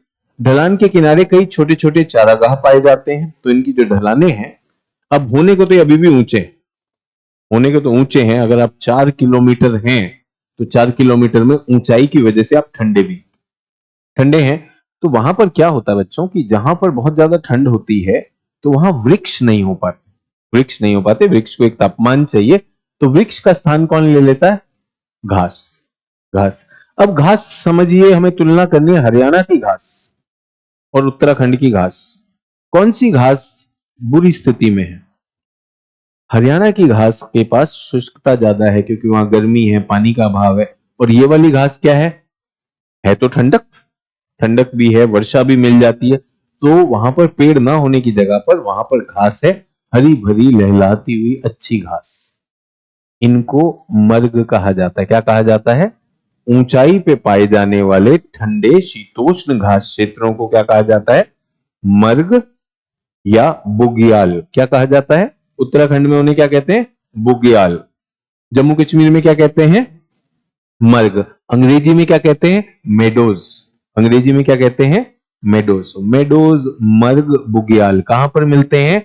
इन ऊंचाई वाले पर्वतों की ऊंची ढालों पर जो घास क्षेत्र मिलते हैं और वहां चारागाह बनते हैं। तो छोटे छोटे चारागाह हैं जिन्हें मर्ग कहा जाता है। आपने कुछ नाम सुने होंगे, गुलमर्ग, सोनमर्ग, टनमर्ग। तो जो लोग पर्यटन के लिए जाते हैं तो ये मर्ग है। मर्ग का मतलब ये घास के क्षेत्र है। अगर आपका कभी कश्मीर जाना हुआ तो गुलमर्ग जरूर देखिएगा। अगर आपने नहीं देखा है तो मौसम पे डिपेंड करता है। अगर आप गर्मी में गए तो ये घास मिलेंगी, बहुत सुंदर नजारा होता है। लेकिन अगर आप सर्दी में गए तो ये पूरा का पूरा मर्ग क्या हो जाएगा? बर्फ से ढका हुआ होता है। तो फिर वहां पर उस मौसम में स्कीइंग होती है। उस मौसम में वो लोग क्या करते हैं? बर्फ से जुड़े हुए खेल जो है तो वो स्कीइंग हो जाते हैं, आइस फील्ड बन जाया करते हैं। और गर्मी के मौसम में हम जो है मर्ग देखते हैं। अभी जो एक हमने एक घटना देखी, उस घटना में जो आपने वादी देखी है वो एक तरह का मर्ग है। आपने देखा घास के क्षेत्र हैं वहां पर। तो जो हुआ तो वो पर्यटन के लिए आता है। तो ऐसे क्षेत्र वो होते हैं। तो गुलमर्ग, सोनमर्ग और टनमर्ग। और वो तो पहलगाम में और ऊपर जाएंगे तो और भी ज्यादा सुंदर हो जाते हैं। उत्तराखंड में इनका नाम क्या है? बोगियाल या पयार कहा जाता है। किस प्रकार के मरुस्थल घास क्षेत्र है ये? शीतोष्ण। शीतोष्ण। क्यों शीतोष्ण है? ऊंचाई की वजह से। ऊंचाई की वजह से, ठीक है। मध्य वाले हिमालय में ज्यादा पर्यटन का विकास हुआ है। इसी में पारिस्थितिक चुनौतियां भी बनती हैं। यही नैनीताल, भीमताल, जितनी हम बात कर रहे हैं, अल्मोड़ा, और इसके ऊपर चले जाओगे तो इन सारे क्षेत्रों में पौड़ी की तरफ जाएंगे, यहीं पर बहुत सारे तीर्थ स्थल भी हैं। तो क्या मैं कह सकता हूँ सांस्कृतिक रूप से भी इंपॉर्टेंट है? बद्रीनाथ, केदारनाथ, अमरनाथ, इस तरह की यात्राएं हैं। इन सभी यात्राओं में फिर एक चुनौती आएगी। जैसे जैसे हमने चार धाम का एक सर्किट का विकास किया, अमरनाथ की यात्रा के लिए जो हमने आधारभूत संरचना का विकास किया, उन सारी वजह से और जलवायु परिवर्तन की वजह से ज्यादा वर्षा होगी। ज्यादा वर्षा पे एक क्षेत्र ऐसा है जिसकी ढाल तीव्र है, प्रवण है, और एक क्षेत्र ऐसा है जिसकी ढाल मंद है। दोनों पे वर्षा हो रही है। कौन सा शैलों के जोड़ को कमजोर करेगा? ज्यादा ढाल वाला। और इसमें पानी लुब्रिकेंट बन के आएगा तो सडनली क्या होगा? भूस्खलन हो जाएगा। तो भूस्खलन की इवेंट, जो मैंने आपसे प्रश्न भी डाला था कि भूस्खलन किस प्रकार से पश्चिमी घाट और इन क्षेत्रों का अलग है, तो यहाँ भूस्खलन की समस्या बनती है। और इससे पहले जैसे जैसे यहाँ पर्यटन बढ़ता जाएगा, लोग पैसा लगाते जाएंगे। जैसे अभी मोना कह रही हैं जोशी मठ में, आपने सुना होगा कि ये सारी चीजें हो रही है। तो जोशी मठ में जो उनका पारंपरिक श्रद्धा का स्थान था वहां तो ठीक है, लेकिन अब आप क्या करना चाह रहे हैं? वहां सड़क भी बने, धर्मशाला भी बने, ज्यादा से ज्यादा लोग रहें। तो मुझे एक बात बताओ, ऐसे ही मेरे दिमाग में ख्याल आता है कि भारतीय जो हैं और उत्तर भारत में और दक्षिण भारत में, दोनों में तो धर्म का, विश्वास का, मान्यताओं का बहुत महत्व रहा है कि नहीं रहा है? तो जब हम एक तीर्थ के लिए जाते हैं, तीर्थ और पिकनिक सेम होते हैं, अंतर होता है? तीर्थ के लिए एक सोच भी अलग होती है, एक आस्था भी होती है। एक तरह से आप एक विश्वास के साथ भी जाते हैं, कुछ एक मन्नत भी होती है। तो कई लोग ऐसा भी सोचते हैं कि तीर्थ को मैं इतनी चुनौतीपूर्ण पास करूंगा। मुझे लगता है ये एक तरह का अनुशासन भी है। जैसे आप में बहुत से लोग व्रत रखते हैं, ठीक है। इस्लाम में रोजा होता है, ईसाई धर्म में फास्टिंग होती है। तो व्रत रखने का मतलब क्या? सामान्य से ज्यादा खाना होता है, कम खाना होता है, बिल्कुल नहीं खाना होता? डिपेंड करता है। हल्दीराम ने तो व्रत की भी थाली रख रखी है, वो सामान्य खाने से ज्यादा भारी हो जाती कि नहीं हो जाती? तो मैं ये पूछना चाहता हूँ, ये जितने भी धार्मिक जो हम सोच रखते हैं, किसी भी धर्म के हों, जो हम आस्था के तहत करते हैं, वो एक तरह का अनुशासन भी है और एक तरह का हमारी तरफ से एक तरह का त्याग भी है। अब हम कह रहे हैं नहीं भैया, उसको 5 स्टार होटल बनाएंगे जोशी मठ को। अब सुनने में अच्छा लगा। पहली बात, जोशी मठ पे 5 स्टार होटल क्यों बनाया जाए? क्या वो पिकनिक स्पॉट था? क्या सारे के सारे पर्वत पिकनिक स्पॉट होने चाहिए? नहीं होने चाहिए। फिर 5 स्टार होटल में कौन लोग जा सकते हैं? जिनके पास मोटा पैसा है, जिनके पास मोटा पैसा है। यहाँ पे एक गरीब आदमी सच में एक मान्यता आस्था रखता है, वो जाना चाहता था, अब वो रास्ते तो बंद हो गए उसके लिए। और जब 5 स्टार होटल बना, वो सारी चीजें बनी, तो उस क्षेत्र में जो उद्विकास, जो इतना सारा आधारभूत अवसंरचना बनी, तो उस अवसंरचना से जो जलवायु परिवर्तन हुआ, वो सारी चीज, और कोई दुर्घटना होती है, उसका उसका नुकसान किसे होने वाला? उस अमीर आदमी को या गरीब आदमी को? गरीब आदमी, जो आम सामान्य आबादी है, उसको ज्यादा होगा कि नहीं होगा? जो वहां के मूल निवासी, जो वहां के मूल निवासी हैं, वो आंदोलन कर रहे हैं कि भाई हमारे पहाड़ों की क्षमता को समझे, पहाड़ हमारे लिए वरदान है, हमारे लिए श्रद्धेय है, हम इसकी जो जो सीमाएं हैं, जिसको हम कहते हैं सस्टेनेबल लिमिट्स, हम उसी में करना चाहते हैं। करना चाहते कि नहीं करना चाहते? ऐसा ही आपने लद्दाख में भी देखा, स्थानीय लोगों ने कहा कि भाई इस चीज को वाणिज्यिक रूप से आप नहीं बना सकते, हमें पता है यहाँ का पारितंत्र क्या होगा। और एक बात बताइए, भूस्खलन हो रहा है, लोगों की जान खतरे में, अमीर आदमी ने फोन लगा, भाई एक हेलीकॉप्टर भेज दो। मंत्री ने कहा ये हेलीकॉप्टर भेजो बे, मंत्री का भी आ गया, आम आदमी का क्या? तो जो एक बात थी, जो एक बात किसी भी धर्म के लिए कह रहा हूं, किसी भी धर्म में ये कहा गया कि आप जो है जितनी भी मटेरियलिस्टिक चीजें हैं उनसे हटकर थोड़ा सा अंतर्मुखी होकर एक बार अपनी सोच के साथ, अपने साथ कनेक्ट होकर एक तीर्थ पे जाएं। किसी भी धर्म को मैं नहीं ले रहा हूं, सब धर्मों में ऐसा ही है। अब हम बना रहे पिकनिक स्पॉट, उससे पहले बुकिंग कर रहे हैं, हाँ भाई ये होटल वो होटल, और उस जगह की जो सैंक्टिटी है उसको भी बर्बाद कर देते हैं बहुत से लोग। उसमें मादक पदार्थ ले जाएंगे, बहुत सी चीजें होंगी, सब तरह की चीजें। अब ये कहना कि विकास के साथ तो ये आएगा ही आएगा, विकास के साथ तो ये आएगा ही आएगा, तो दिल्ली का विकास कर लो। दिल्ली में सड़कें टूटी हुई, आप बाहर देख तो रहे हो, इसका विकास कर लो, यहां जमुना साफ कर लो। यहां पे पहले ही कचरा कर चुके हो, अब नई जगह पे कचरा करना जा रहा है, नई जगह पे कचरा करने जा रहा है। और फिर वो जो सड़क बनेगी, जो पुल बनेगा, उसका टेंडर किसे मिलेगा? आप लोगों को, बेरोजगार युवाओं को ना। अधिकारी भी होंगे, राजनीतिज्ञ भी होंगे, सब दलों के होंगे, बड़ी बड़ी बात भी करेंगे, करेंगे कि नहीं करेंगे? तो ये सोचने की बात है। विश्व में सब जगह ऐसी बात हुई है जहां पर लोगों ने, नागरिकों ने अपने देशों की सरकारों को ये बात कहने की कोशिश की है कि हम आपसे नहीं हैं, आप हमसे हैं। अगर प्रजातांत्रिक सरकारें हैं तो आप हमसे हैं, आप हमारे प्रतिनिधि हैं। जो हमारी आवश्यकताएं हैं उनको आपको चरितार्थ करना है, ना कि जो आपकी आवश्यकताएं और आपकी पीढ़ियों के भविष्य बनाने के लिए। कि राजनीतिज्ञ है वो अपने बच्चे के लिए भी करके जा रहा है, उसके लिए भी करना है, उसके लिए भी प्रॉपर्टी जोड़नी है, उसको भी करना है। क्यों करना है भाई, क्यों करना है? और मुझे एक बात बताइए, अब तो लोग पैसा देकर शहरी लोग गांव में जाते हैं, यार हमारा जो है गांवों का भ्रमण करवा दो, और मिट्टी छूते, पौधा छूते, घास है देखो, ताजी घास है, पैसा देकर जाते हैं। तो ये जितने भी हमारे तीर्थ हैं, जो इनकी एक प्राकृतिक सौंदर्य है, उसको रहने दिया जाए ना। और मैं तो कह रहा हूं, एक तीर्थ में आप जाते हैं, किसी भी उसमें अगर आप जाते हैं, तो तीर्थ में क्या वहां पर यह होना चाहिए कि कौन इसमें अमीर है, कौन गरीब है? और आप यूं समझिए कि आप तीर्थ में गए, पूरी आस्था के साथ गए हैं, आप दर्शन के लिए लाइन में खड़े हैं, अचानक आप हटो हटो हटो हटो, वीआईपी साहब आ गए, आपका ध्यान किधर था?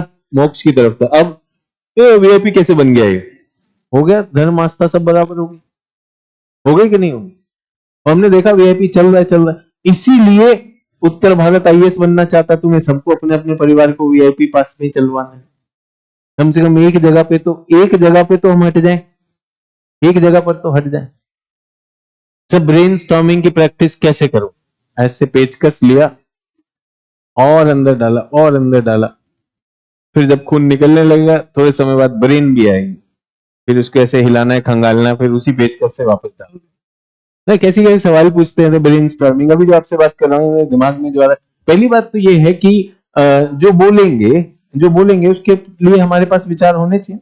विचार पैदा करने किसी भी चीज पे, ब्रेन स्टॉर्मिंग तो किसी पर भी हो सकती है। सब प्लास्टिक भी फेंकेंगे, पर्यावरण भी दूषित करेंगे। मैं फिर वही कह रहा हूं, हम खुद पर्यटक होकर बहुत ही गैर जिम्मेदाराना पर्यटन करते हैं, बहुत ही गैर जिम्मेदाराना पर्यटन करते हैं। वहां पर प्रसाद के लिए थैलियां लेकर जाएंगे प्लास्टिक की, हम खुद ही वहां गंदा करेंगे, वहां पानी नहीं होगा, प्लास्टिक की बोतलें होंगी, सब कुछ होगा, सब करेंगे और फिर आकर वो भी करेंगे। तो यहां पर हम क्यों नहीं समझते कि वो एक, मेरे ख्याल से उसका उद्देश्य है उस तरह का रखना, वो कठिनाई रखना। जो पहले कहते हैं कि हमारे बहुत सारे संत महात्मा हुए जो हिमालय जाते थे, कैसे जाते थे? हेलीकॉप्टर से जाते थे या फरारी पे बैठ के जाते थे?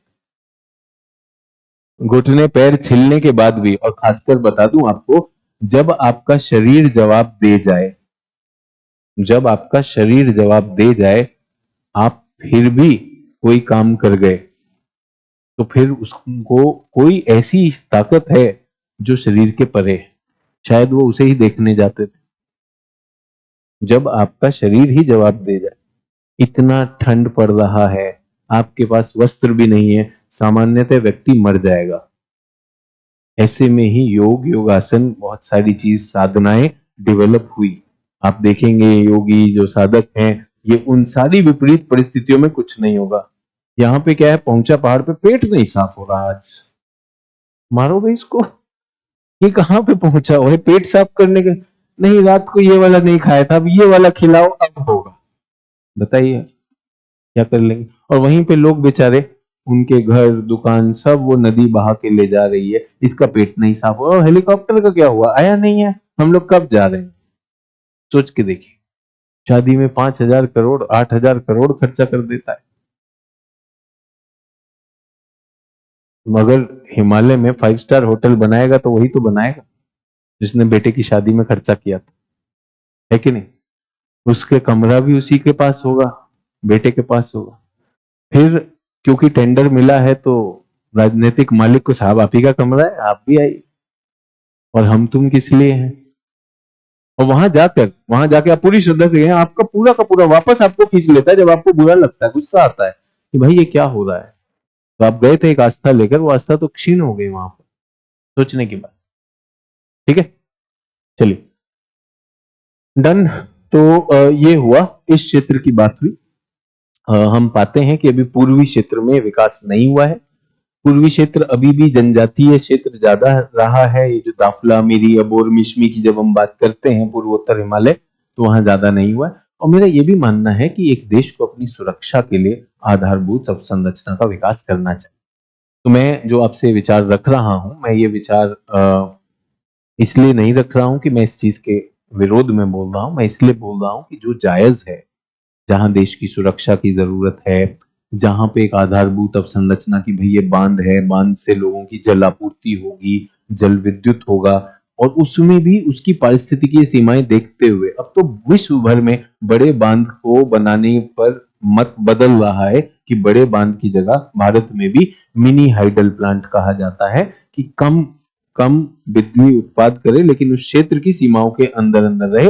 वो सारी चीजें उस हिसाब से कह रहा हूं। तो मुझे लगता है पूर्वोत्तर में चीन जैसा आपका पड़ोसी हो, या म्यांमार में जिस तरह की अस्थिरता है, तो आपको अपना वहां पर विकास कार्य करना चाहिए, अच्छे से करना चाहिए। बट ये धर्म के नाम पे कहना कि वो तीर्थ स्थल को हम 5 स्टार बनाएंगे, तो आप यूं समझ लीजिए 5 स्टार बनाने वालों ने खूब खाया पिया है उसमें, और बाद में वही घूमेंगे फिरेंगे, आपके तीर्थ को तो वो नष्ट कर चुके हैं। तीर्थ की भावना को भी और समय को भी वो हो जाएगा। ठीक है, डन। तो ये हुआ हमारा हिमालय की बात, हिमाचल। श्रृंखलाएं भी लिखवा ली आपने, और ये भी हमने इसमें डाल दिया। अब किस में आ गए? शिवालिक में आ जाए। शिवालिक, तो शिवालिक कहां है हमारे चित्र में? तो सबसे ज्यादा सतत कंटिन्यूअस हिमालय कौन सा है जिसमें कोई गैप नहीं है? हिमाद्री। अपने प्राकृतिक सौंदर्य के लिए कौन सा हिमालय जाना जाता है? मिडल हिमालय, हिमाचल, लघु हिमालय। और अपने नवीनता और खंडित होने के लिए कौन सा जाना जाता है? शिवालिक। ये पूरा खंडित है। ठीक है, खंडित क्यों है? क्योंकि बाद में बना, और इसके पीछे जो नदियां आ रही थी, नदियों का पहले जल भराव हुआ, क्योंकि एक तरह से व्यवधान हुआ, जल भराव हुआ, जल भराव हुआ, और फिर नदियों ने अपना नया रास्ता ढूंढा, तो यहां पर ये रास्ता बना। तो जो हमारा सबसे बाद में बना है वो है इसकी विशेषताएं मैं इसलिए अलग से नहीं करवा रहा हूं। अभी मैंने क्लास किससे शुरू की थी?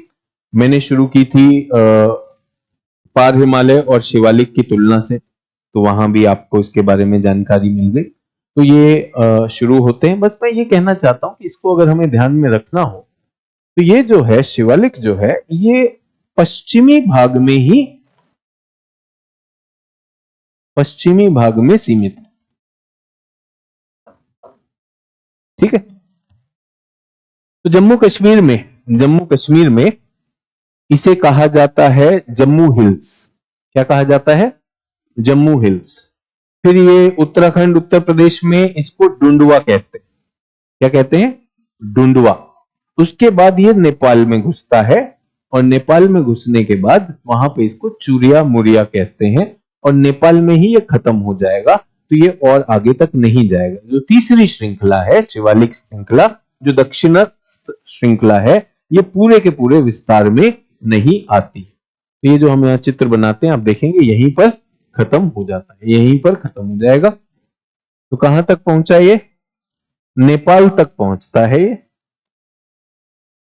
तो यहां पर जम्मू हिल्स आ जाएगा, जम्मू हिल्स के बाद डुंडुआ आ जाएगा, डुंडुआ के बाद चूरिया मुरिया, ये यहीं पर खत्म हो जाएगा। ठीक है, डन। तो ये हमने इसके बारे में, और शिवालिक के बारे में अगर और कुछ लिखना है तो शिवालिक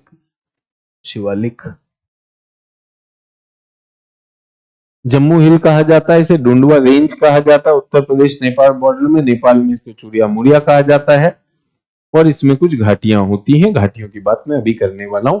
यहां तक क्लियर हो गया? यहां तक क्लियर हो गया? विधि शर्मा कह रहे हैं ये मध्य हिमालय में समा जाती। बिल्कुल है।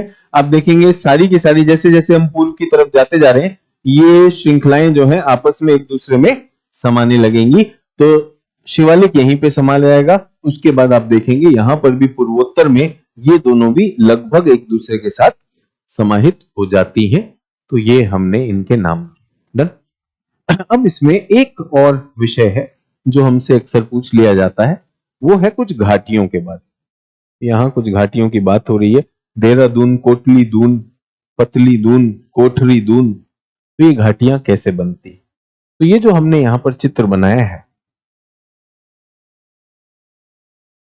ये जो हमने यहाँ पर चित्र बनाया है, तो जब इनका उत्थान हुआ, शिवालिक का उत्थान हुआ, तो जो नदियां जो आ रही थी वो नदियों का जल यहां पर रुका, एक तरह का गैप बन गया कि नहीं बन गया? ठीक है। जब पर्वत ये वाला उठा और ये पहले ही था तो यहां पर एक गैप बन गया या नहीं बन गया? यहां पर पानी इकट्ठा होने लगेगा। पानी इकट्ठा हुआ, जब तक उसे रास्ता नहीं मिल गया। रास्ता मिल गया तो वो बह गया, लेकिन जब ये यहां पर इकट्ठा हुआ था तो यहाँ के अवसाद आए होंगे, इस पानी में भी अवसाद होंगे। अवसादों ने इस जगह को जब जमा हुआ होगा फ्लैट कर दिया होगा कि नहीं कर दिया होगा? ये हमारी घाटी है, इनको क्या कहते हैं? दून। तो मध्य हिमालय और शिवालिक के बीच में जो घाटियां बनी उनको दून कहते हैं। इन घाटियों का निर्माण किससे हुआ? उन बाधित नदियों से हुआ जो यहां पर बाधित हुई और उस घाटी में पानी इकट्ठा हुआ और पानी के अवसाद वहीं जम गए और उससे हमारी घाटियां बन गई। कुछ मशहूर नाम क्या है? देहरादून, कोटली दून, ये जो हमने नाम सुने, देहरादून, कोटली दून, पतली दून। तो ये दून कहां पे पाए जाते हैं? मध्य हिमालय और शिवालिक के बीच की घाटियां क्या कहलाती हैं? दून कहलाती। ठीक है। ऋतिक कह रहे हैं दाफला, मीरी, अबोर, मिश्मी शिवालिक का हिस्सा नहीं है। तो फिर से बताना चाहता हूं, शिवालिक कहां पे खत्म हो जाएंगे? हिमालय में, नेपाल में समा जाएंगे। तो जब हम पूर्व में जाते हैं तो दाफला, मीरी, अबोर, मिश्मी ये शिवालिक का हिस्सा नहीं है। ये किसका हिस्सा है? ये हमारे मुख्य और मध्य हिमालय के जोड़ का। ठीक है, डन। तो दून वहां नहीं। अक्सर ये भी सवाल आता है कि दून कहां पे पाए जाते हैं? पश्चिम में पाए जाते हैं। तो पूर्व में क्या है? तो पूर्व में क्या है कि दून तो है ही नहीं, जब घाटियां ही नहीं रही वो तो बीच में सब पिचक गया कि नहीं पिचक गया? तो उनके नीचे के जो उनके पर्वत पाद क्षेत्र है उसको कहते हैं द्वार। द्वार। क्या कहते हैं? द्वार। सो पूर्वी हिमालय में क्या होते हैं? द्वार होते हैं। पश्चिमी हिमालय में दून होते हैं। ये क्या है? हिमालय के दक्षिणी भाग। द्वार मतलब घुसने का क्षेत्र। तो जैसे हिमालयों में आप एंटर करेंगे तो उनको क्या कहते हैं? द्वार। तो जो हम देख रहे हैं असम में, क्योंकि अरुणाचल में पर्वत होंगे तो असम की साइड अगर हम आएंगे तो वहां पर द्वार होते हैं। तो हिमालय के दक्षिण में पूर्व में क्या पाए जाते हैं? द्वार। द्वार क्या है? घाटियां नहीं है, एक तरह का पर्वतपात क्षेत्र है जहां से आप पर्वतीय श्रेणियों में घुस रहे हैं, इसलिए द्वार कहा गया। लेकिन जो पश्चिम में जो दून है वो क्या है? दून जो है वो इनके बीच की घाटियां। तो पश्चिम में दून पाए जाते हैं, पूर्व में द्वार पाए जाते हैं। तो सर अगर यहां पर घाटियां बनी, इनके बीच में घाटियां बनी, तो इधर भी तो बननी चाहिए थी। इनके बीच में भी तो कुछ घाटियां बन सकती कि नहीं बन सकती? बन सकती हैं। तो इनके बीच में भी घाटियां बनी है। ये जो कश्मीर की घाटी है, ठीक है, ये जो कुल्लू की घाटी है, कुल्लू कांगड़ा, लाहौल स्पीति, लाहौल स्पीति, ठीक है, और काठमांडू, ये सब किसके बीच की हैं घाटियां?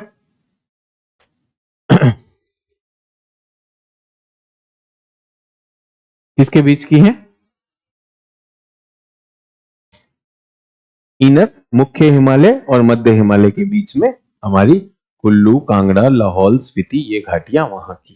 ठीक है। कौन सी घाटियां ऊंची हैं? ये वाली घाटियां ऊंची। दून वाली घाटियां तो नीची होंगी ना, क्योंकि ये उसके बीच में। डन। तो जैसा हम कहते हैं इन घाटियों में पहुंचना है तो आपको क्या पार करना पड़ेगा? दर्रा चाहिए। तो यहीं पर आता है आपका बनिहाल पास। ठीक है। जब आप लाहौल स्पीति जा रहे हैं तो आप खारदुंगला से पास करके फिर आप लाहौल स्पीति पहुंचेंगे। ठीक है। सो कश्मीर हो गया, कांगड़ा हो गया, लाहौल हो गया, काठमांडू हो गया, ये हमने पहले बात की है। तो घाटियां वहां भी आती हैं, घाटियां यहां भी आती हैं, और उन घाटियों में ऊंची घाटियां वो। अच्छा, कश्मीर घाटी में अक्सर आप सुनते होंगे कि भाई जब घाटियां हैं तो यहाँ पे स्वाभाविक रूप से यहाँ निचला क्षेत्र है, पानी आएगा। पानी आएगा और ये जनरली बर्फ से ढके रहते हैं। बर्फ से ढके रहते तो कश्मीर घाटी में ऐसे बहुत से क्षेत्र हैं जहां पर ऊंचाई पर्वतों पर झीलें हैं। ठीक है। झीलें हैं, झीलें बर्फ से ढकी हुई थी। अब बर्फ जब पिघली, बर्फ जब पिघली तो वहां पानी बन गया। पानी बन गया और पानी के अंदर अवसाद भी होंगे। अगर पानी को ठहराव के साथ छोड़ दो अवसाद, तो अवसाद क्या करते हैं? नीचे बैठ जाते हैं। तो इन झीलों के अवसाद नीचे बैठ गए। नीचे बैठ गए। ऐसा माना जाता है कश्मीर की घाटी अपने आप में एक बड़ी झील हुआ करती थी। बड़ी झील हुआ करती थी, तो उसमें उसके अवसाद बैठे होंगे। फिर ऐसी टेक्टोनिक गतिविधियां हुई कि उस झील को बाहर निकलने का पानी का मार्ग मिल गया। जैसे हमारे पास झेलम नदी आती है, तो वो झील का पानी क्या हुआ? झील का पानी तो बह गया, लेकिन उसके जो अवसाद जो नीचे बैठे थे, झीलों के अवसाद जो नीचे बैठे थे, आज वो वहां की एक मृदा की परत बनेंगे कि नहीं बनेंगे? उस मृदा को कहा जाता है करेवा मृदा। कश्मीर घाटी की विशेष मृदा है, वो क्या है? करेवा मृदा। तो मृदा सामान्य अपक्षय अपर्दन से बनती है। अपक्षय अपर्दन कैसा हो सकता है? वर्षा से हो सकता है, नदियों से हो सकता है, लेकिन झील के अवसादों से निर्मित मृदा क्या कहलाती है? करेवा कहलाती है। करेवा कहलाती है। तो ये भी कुछ बार प्रश्न आया है, तो पहले तो ये समझने के लिए कि कहाँ घाटियां, घाटियां समझ में आ गई। इन्हीं घाटियों में जब बर्फ पिघलेगी तो जो है झीलें बनेंगी। तो झीलों के जो तली है, तली में करेवा मृदा होती है। और जैसे जैसे समय आया है, कुछ जगह पर वो टेक्टोनिक गतिविधियों से करेवा मृदा का एक विस्तृत क्षेत्र मिल गया, तो वहां पर खेती भी की गई, जिसमें ये देखा गया कि केसर के लिए वो विशेष योग्य होती है। तो केसर की खेती करेवा में होती है। यहाँ भी क्लियर हो गया। तो घाटियां भी क्लियर हो गई सभी लोगों को। घाटियां भी क्लियर हो गई, दून भी क्लियर हो गए, और द्वार भी क्लियर हो गए। द्वार कहां पर होते हैं? पूर्व में होते हैं। कहां पर होते हैं वो? हिमालय के एंट्री पॉइंट्स हैं। हिमालय के एंट्री पॉइंट्स हैं। दून कहां पर है? दून वैलीज हैं, ट्रांसवर्स वैलीज हैं। किसके बीच में? आउटर हिमालय और मिडिल हिमालय के बीच में। कोटली दून और देहरादून, ये सब उनके नाम। हिमालय डन। हिमालय भी खत्म हो गए। अच्छा, अब हिमालय का एक और वर्गीकरण है, लॉन्गिट्यूडनल डिवीजन। जब हमने वर्गीकरण किया तो अक्षांशीय कर लिया, है ना, अक्षांशीय पास भी हो गए। अब हम एक करने वाले अनुदैर्ध्य डिवीजन।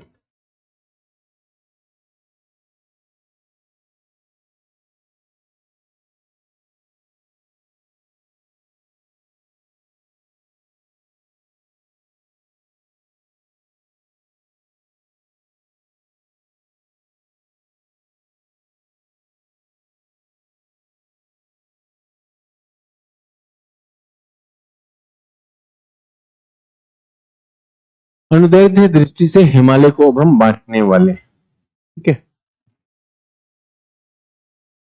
तो इसमें कई विचार हैं, अनेक विचार हैं। तो एक विचार तो ये है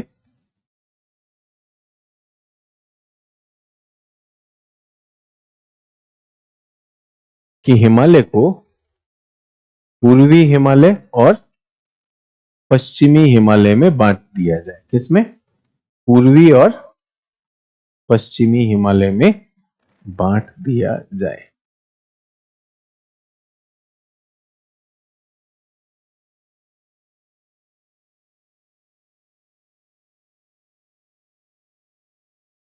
एक दूसरा विचार है सिडनी बुराड का।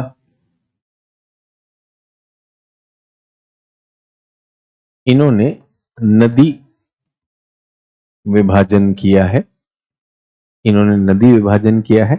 इन्होंने नदियां ली हैं, एक तो हमारी नदी सतलुज,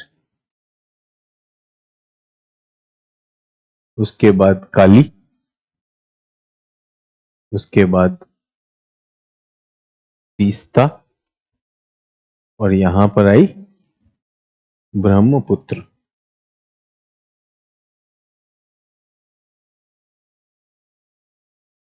ठीक है, इसमें कुछ हिमालय आ जाएंगे। तो अब हम हिमालय की जब हम बात करते हैं तो निश्चित रूप से हमारे पास ऐसे आ जाएगा ये।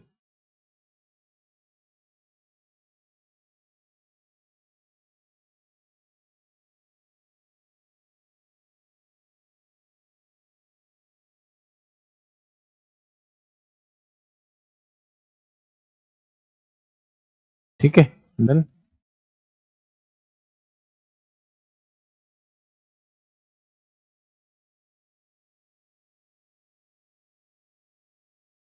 ये सामान्य है, हमारे बुकलेट में भी दिया है, किताब में भी दिया है, इसमें बहुत ज्यादा सोचने की जरूरत नहीं है। बट इसमें जो विचार है इसमें क्योंकि एक मत नहीं है तो इसलिए हम इसको अलग अलग रख रहे हैं। और यहाँ पर हमारी क्या जा रही, सिंधु नदी भी जा रही। तो नदियों का जो ये पूर्ववर्ती नदियां हैं जो हिमालय से भी पहले बह रही थी, हिमालय से पहले भी इनका बहाव था और बहने के बाद इन्होंने ये कटाव किया। तो इसमें जो हमारे पास प्रश्न बनता है, पहला प्रश्न बनता है मुख्य परीक्षा का, मुख्य परीक्षा में और प्रारंभिक में भी इनमें अंतर पूछ लिया। क्या पूछा है? पश्चिमी हिमालय और पूर्वी हिमालय में अंतर बताएं, एक तो ये पूछ लिया है। दूसरा क्या किया है उन्होंने, इसके बारे में कुछ विशेषताएं पूछ ली हैं। वैसे इस पे बहुत ज्यादा सवाल नहीं बनते हैं, मैं सिर्फ ये कहना चाहता हूं कि इसको क्या कहा जाता है, कश्मीर या पंजाब हिमालय। इसको क्या कहा जाता है,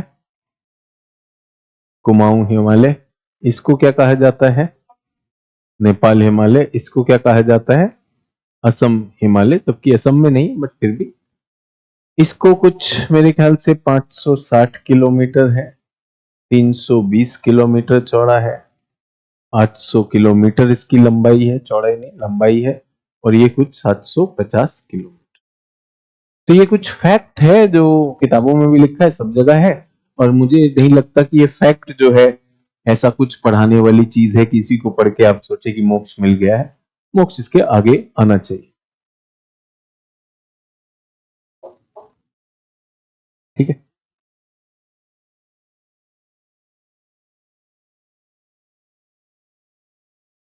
तो अब ये दोनों चीजें आपके सामने हैं।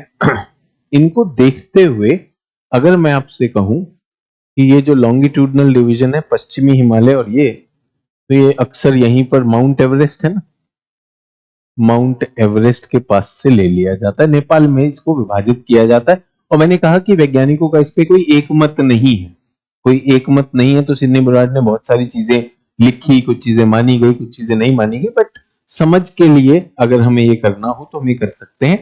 अब मैं चाहता हूं कि ये दो डायग्राम आपके पास है, इनके आधार पर अगर आपको 5 डिफरेंसेस ब्रेनस्टॉर्म करने हो तो क्या? सभी लोग 2 मिनट सोचेंगे। 5 डिफरेंसेस जो भी आपने पहले किया, नहीं किया, अभी आए हैं, जो हम इतनी सारी बात कर रहे हैं, तो 5 डिफरेंस क्या हो? सोच के ब्रेनस्टॉर्म करके लिखें।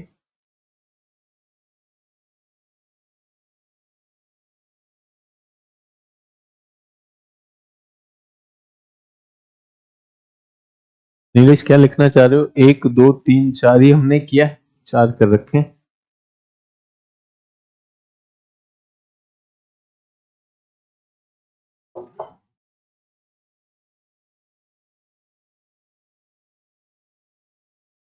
किसी ने कहा सर ब्रेनस्टॉर्मिंग कैसे पता चलेगी? ऐसे ही पता चलेगी, ऐसे ही पता चलेगी।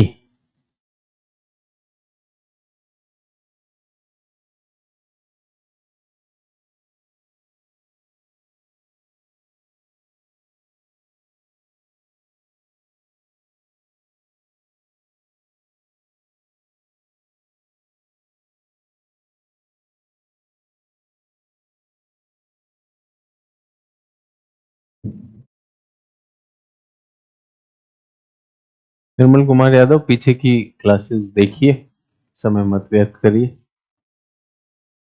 जो भी आपको दिख रहा है, आप इस पेज में होने चाहिए कि आप इसको समझ सके, और आपके पास 5 बिंदु बनाने चाहिए, यही उत्तर लेखन होता है। जब लाइव क्लास में है तो वो एडवांटेज भी है ना हमारे पास।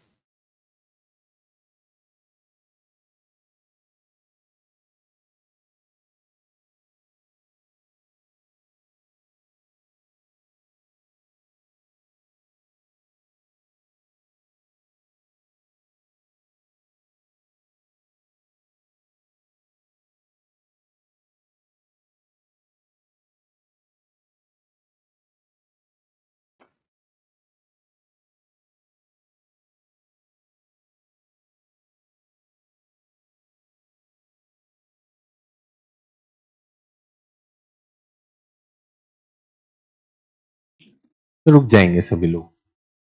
पहली बात, हर कोई लिख रहा है पश्चिमी पुराना है, पूर्वी नया है, इसमें 2 मिनट चले गए। पश्चिमी पुराना है, पूर्वी नया है, भाई उत्तर लिखना है, 4-5 बिंदु चाहिए होंगे कि नहीं चाहिए होंगे? तो ब्रेनस्टॉर्मिंग के लिए झट से जो है एक रफ पेज लिया, उसमें 4-5 बिंदु लिख दिए। पश्चिम पुराना, पूर्वी नया, उसको बार बार लिखना है। और यहाँ पे बहुत सारे ऐसे हैं जिन्होंने एक भी बिंदु नहीं लिखा होगा, दिमाग में आए थे। दिमाग में चीजें आती हैं वो सारी उड़ जाएंगी। अगर हम ब्रेनस्टॉर्मिंग को वाकई में कुछ करना चाह रहे हैं तो हमें निकालना आना चाहिए। और एक है ज्योति जी, सांस्कृतिक, आर्थिक, व्यापारिक, भौगोलिक। बेटे ये बताओ, आर्थिक और व्यापारिक में अंतर क्या है? अगर तुम हिंदी कर सकती हो तो हम भी कर सकते हैं। ज्योति जी, आप जो ज्योति जला रही हैं, आर्थिक और व्यापारिक में क्या अंतर बताओगे बिटिया? हमें बुद्धू समझी हो या आप ही ज्यादा समझदार हो, ये बताओ। तुम आर्थिक व्यापारिक लिख भी दोगी और मजे से चल लोगे, तो ये हवाबाजी वाले बच्चे हैं। तो मैं कह रहा हूं, एक लिखता है ब्रेनस्टॉर्मिंग कैसे करें, अभी करें, अभी करें। जो मुझे इनकी देखने में मिलती है, तो इनकी संरचना,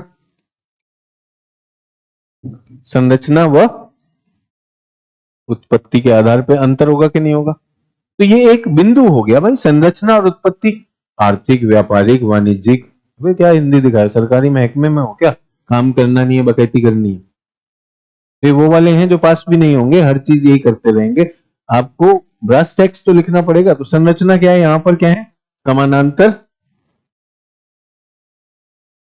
समानांतर पर्वत श्रृंखलाएं हैं, चौड़ाई अधिक। यहां पर क्या हो रहा है? समावेश होता जा रहा है, समावेश हो रहा है, एकीकरण हो रहा है, एकीकरण हो रहा है। और साथ ही साथ में क्या है? चौड़ाई इनकी कम, चौड़ाई इनकी कम हो जाती है। ठीक है, ये डन है।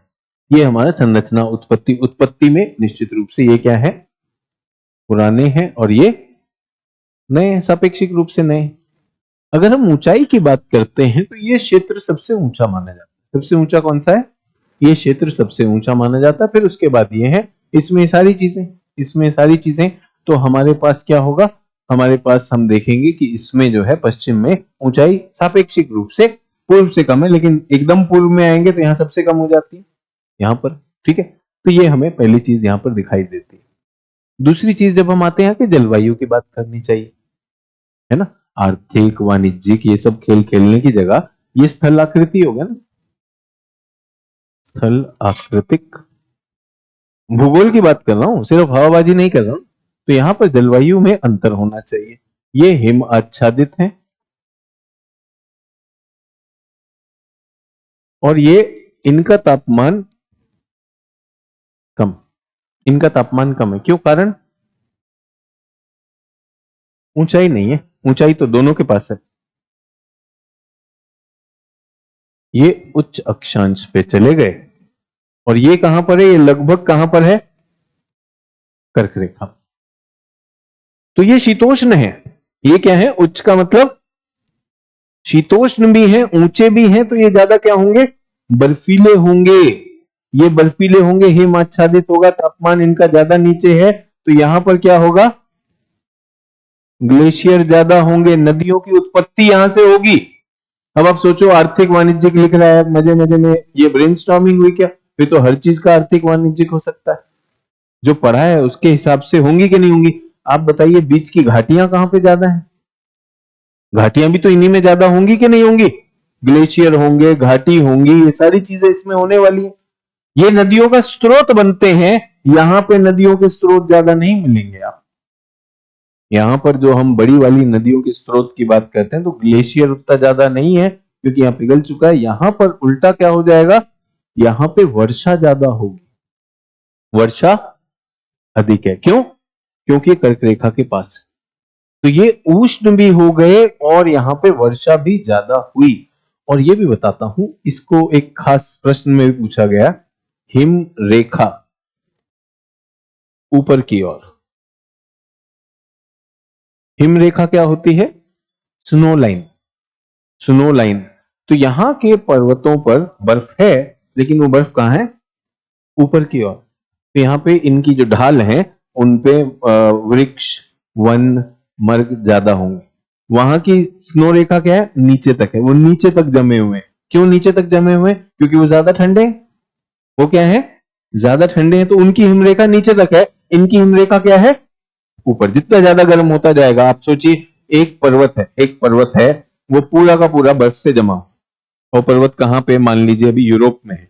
अगर मैं यूरोप से उसे थोड़ा खिसकाना शुरू करूं विषुवत रेखा की तरफ, तो कौन से क्षेत्र में पहले गर्मी आएगी, नीचे या ऊपर, नीचे, क्योंकि ऊपर तो ऊंचाई के हिसाब से भी होता है। तो नीचे की बर्फ पिघलेगी कि नहीं पिघलेगी, तो उसकी हिम रेखा क्या होने लगेगी, ऊपर की ओर सरकने लगेगी, और ऊपर जाएगी। उसे और आगे ले आया मैं, कर्क रेखा पार कर दी और आ गया। अब ये विषुवत रेखा के ऊपर ही आ गया है, तो ऊपर आ गया तो हिम रेखा कहां रह जाएगी, सिर्फ चोटी पर। कौन सी चोटी की मैं बात कर रहा हूं, किलिमंजारो। तो जैसे जैसे आप गर्म क्षेत्र में जाएंगे तो आपकी हिम रेखा क्या होती जाएगी, ऊपर चली जाएगी। और जैसे जैसे ठंडे क्षेत्र में आते जाएंगे तो पूरा पूरा पहाड़ हो जाएगा। तो यहां पर हिम रेखा कहां चली गई है, हिम रेखा ऊपर की ओर चली गई। यहां पर ज्यादा वनस्पति होती है, यहां पर ज्यादा वनस्पति प्लस जैव विविधता यहां पर ज्यादा हो। ठीक है, अगर मानसून का प्रभाव भी देखें तो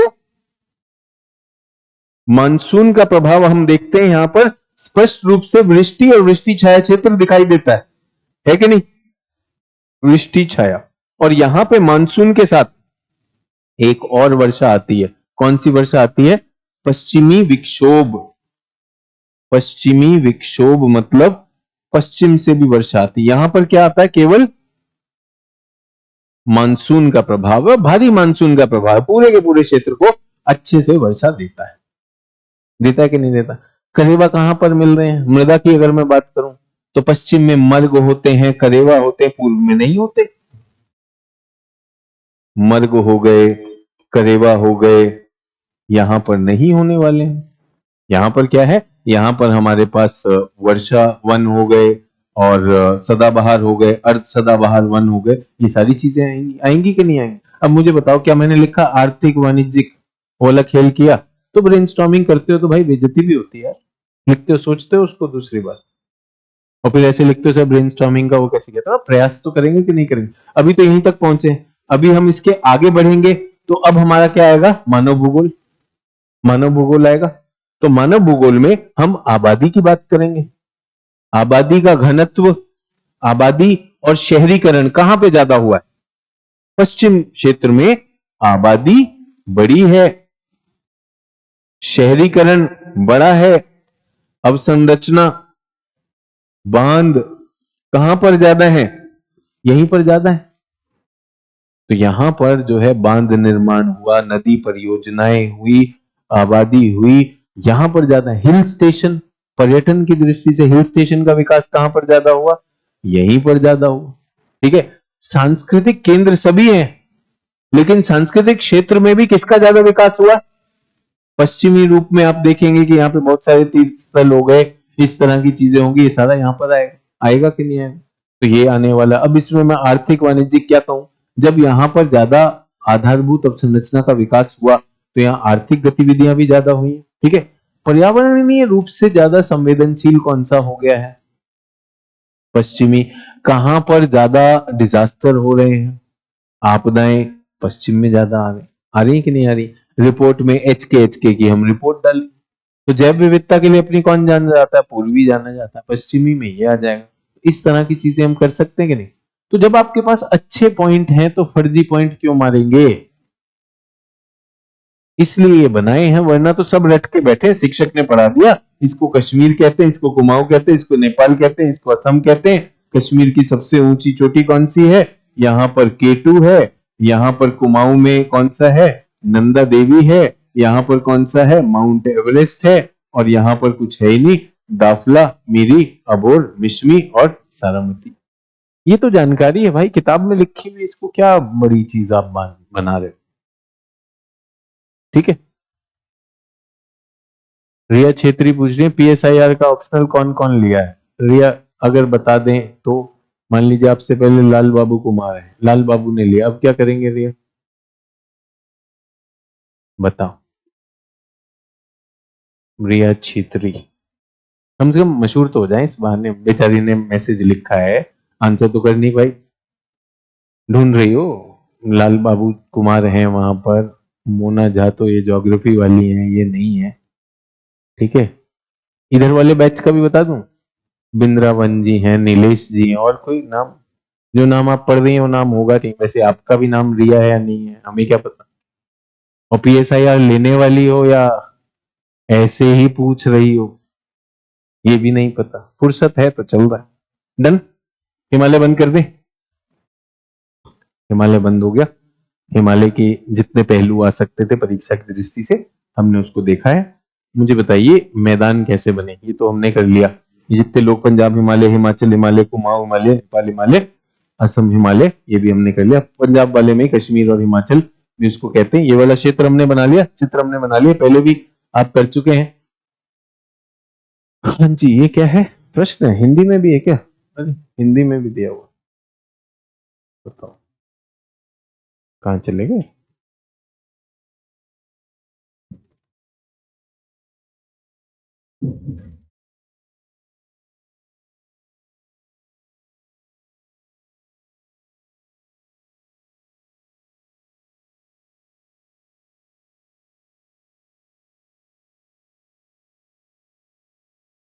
दो कथन है ना? हाँ जी।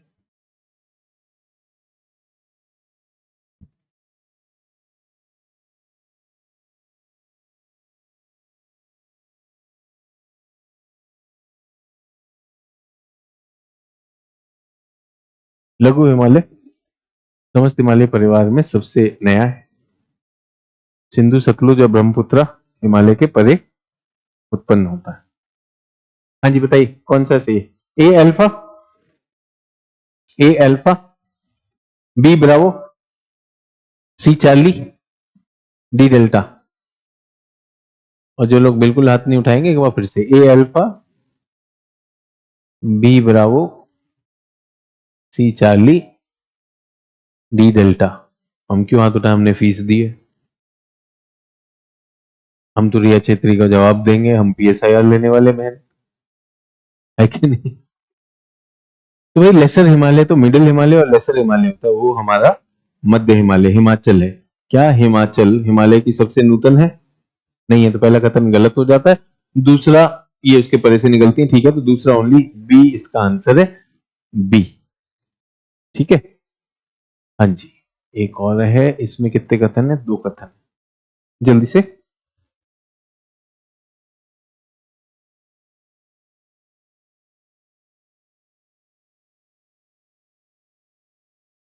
ये मैंने फिर कहा कि एक तो होता पढ़ाना, एक होता प्रश्नों को तभी कर लेना ताकि आपका आत्मविश्वास भी है। उससे क्लास थोड़ी सी लंबी होती है लेकिन फिर भी जरूरी।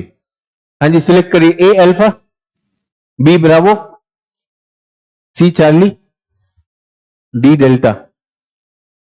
अधिकांश लोगों ने डी डेल्टा में किया है। तो पहला देखते हैं, पश्चिमी हिमालय की चौड़ाई पूर्वी हिमालय से कम है, ऐसा है क्या? नहीं, ये तो अभी बात की थी, तो पहला तो गलत है। ठीक है, दूसरा, हिमालय के पूर्वी भाग की ऊंचाई, पूर्वी भाग की ऊंचाई पश्चिमी भाग की तुलना में अधिक है। Eastern Himalaya are considered higher than western Himalaya, क्योंकि जो हमारा हिमालय का जो वर्गीकरण हुआ नेपाल के केंद्र से हुआ है, तो मैंने कहा इसमें कोई एक मत नहीं है हमारे पास। बट जब हमारे पास ईस्टर्न हिमालय में माउंट एवरेस्ट, मकालू, मनसालू और कंचनजंगा आएगा तो वो सापेक्षिक रूप से ज्यादा हो जाएंगे। तो दूसरा ठीक लग रहा है, बी आंसर हो गया। खत्म हो गया आज का प्रश्न। सही नहीं था तो फिर एक ही सही नहीं है, ये वाला ले लेते हैं। नहीं है तो ये वाला सही नहीं है, पश्चिम हिमालय की चौड़ाई, ये सही नहीं है, तो वन ओनली ए हो जाएगा। डन। फिर से कहना चाह रहा हूं, जो भी छात्र जब भी कहते हैं कि चीजें मुझे याद नहीं रहती या मेरी ब्रेनस्टॉर्मिंग नहीं हो रही है, इसका एक ही उपाय, उस चीज को किया जाए, उस चीज को दोबारा किया जाए। जितने ज्यादा टेस्ट लेंगे, थोड़े गलत होते हैं, गलत हो जाए। गलत होने से भी हमें कोई दिक्कत नहीं है, गलत होने से भी हमें कोई दिक्कत नहीं है, गलत भी तो हमें उस समय सिखा ही रहा है कि भाई ये क्यों गलत हुआ, ये समझ में आना चाहिए। और लेखन का प्लीज प्रयास करिए। डन। ये हमारे उत्तर भारत के मैदान कैसे बने, ये बताइए। क्लास खत्म करने के लिए एक जानकारी और देना चाहता हूं। अवसादों से बने, कहां से आए ये?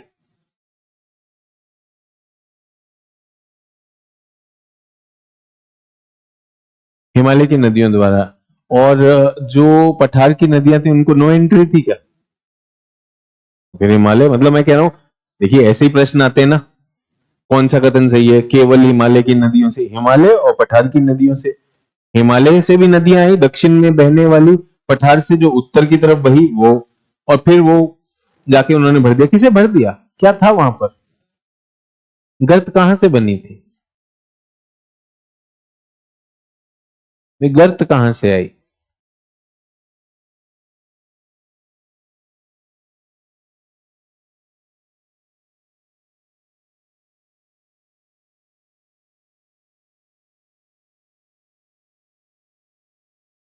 तो दोनों तरफ की नदियां एक भूसन्नति थी, भू अपनति भी कहते हैं उसे। तो मैं आपको बताना चाहता हूं, सभी लोग ध्यान दीजिएगा, ये ऐसी एक्स्ट्रा कल हम इसको करेंगे वैसे। तो ये हमारा टेथियन हिमालय, ठीक है, ये कौन सा? टेथियन हिमालय। दूसरा हिमाद्री, फिर हिमाचल, और फिर शिवालिक, फिर था एक, और ये हमारा पठार। तो जब भारतीय प्लेट ये यूरेशिया की प्लेट से टकराई, किससे टकराई? यूरेशिया की प्लेट से टकराई, तो ये तो हुआ ही हुआ। ये क्या हुआ? उत्क्षेपण। ये क्या हुआ? उत्क्षेपण। ये क्या हुआ? वलन। यहां पे वलन हुआ, यहां पर वलन हुआ, ये उत्क्षेपण हुआ, ये जो श्रृंखलाएं बन गई। उसके बाद यहां पर एक गर्त थी, एक गर्त थी, तो प्लेट का क्या हुआ, प्लेट का संवलन हो गया। संवलन मतलब प्लेट मुड़ गई। वलन भी होता है, एक होता है संवलन, अंग्रेजी में उसे कहते हैं डाउन वार्पिंग। तो भारतीय प्लेट में गर्त बन गई थी, कितनी, 4 से 5 किलोमीटर गहरी। अभी जब हम सीज्मिक स्टडीज करते हैं यहाँ पर, तो सीज्मिक स्टडीज में हमने पाया कि जो उत्तर भारत के मैदान हैं, इनमें 4-5 किलोमीटर गहरे अवसाद हैं। तो यहाँ पर क्या था, भारतीय प्लेट यहाँ पर मुड़ गई थी। ठीक है, अब उससे क्या हुआ, नदियां आई, इन्होंने अपने अवसाद दिए, इन्होंने अवसाद दिए, और कहां से कहां तक, कहां से कहां तक, तो ये हमारा, जब हम ये बनाते हैं,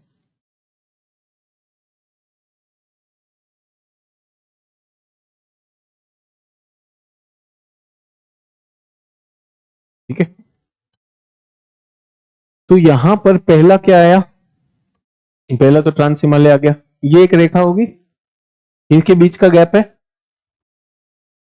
मुख्य हिमालय और मिडिल हिमालय के बीच का गैप बना रहा हूं, ए। क्या नाम है इसका, ए। अब इनके बीच में भी एक गैप है, ये है हमारा बी। क्या है ये क्या है, बी। और इनके बीच में भी गैप है, यहां पर भी, ये हमारा सी। ए बी सी इनके विशेष नाम है। क्या है, ए बी और सी इनके विशेष नाम है। ए क्या कहलाता है, ए कहलाता है मेन सेंट्रल थ्रस्ट। बी क्या कहलाता है, मेन, अभी लिखने की जरूरत नहीं, कल की क्लास में करा दूंगा, फ्रंट। और सी क्या कहलाता है, Himalayan frontal fault, H H, M C T, M B F और एच एफ एफ, ध्यान दीजिएगा।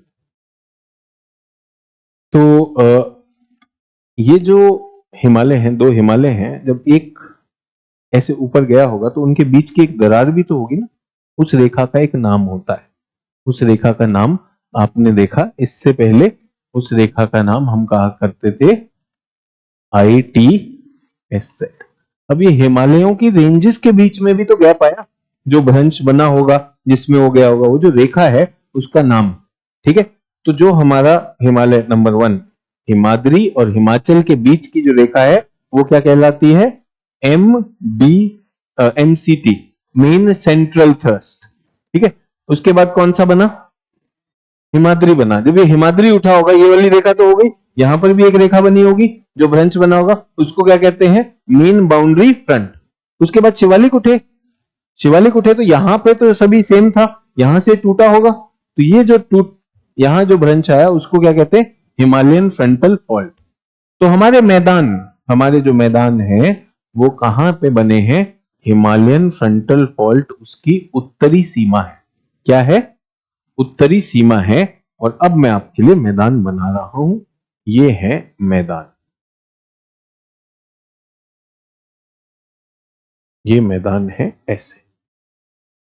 तो ये क्या हुआ, यहां पे सिंधु घाटी है, पाकिस्तान में भी है, पाकिस्तान में आ गया, भारत में आ गया, पंजाब के मैदान, राजस्थान, उत्तर प्रदेश, बिहार, बंगाल, असम के मैदान। कितना, लगभग 3200 किलोमीटर। कहां से कहां, किसका डेल्टा है यहां पर, कौन सी नदी का डेल्टा, सिंधु नदी का डेल्टा। और यहां से कहां से आ रहे हैं, यहां तक आ रहे हैं।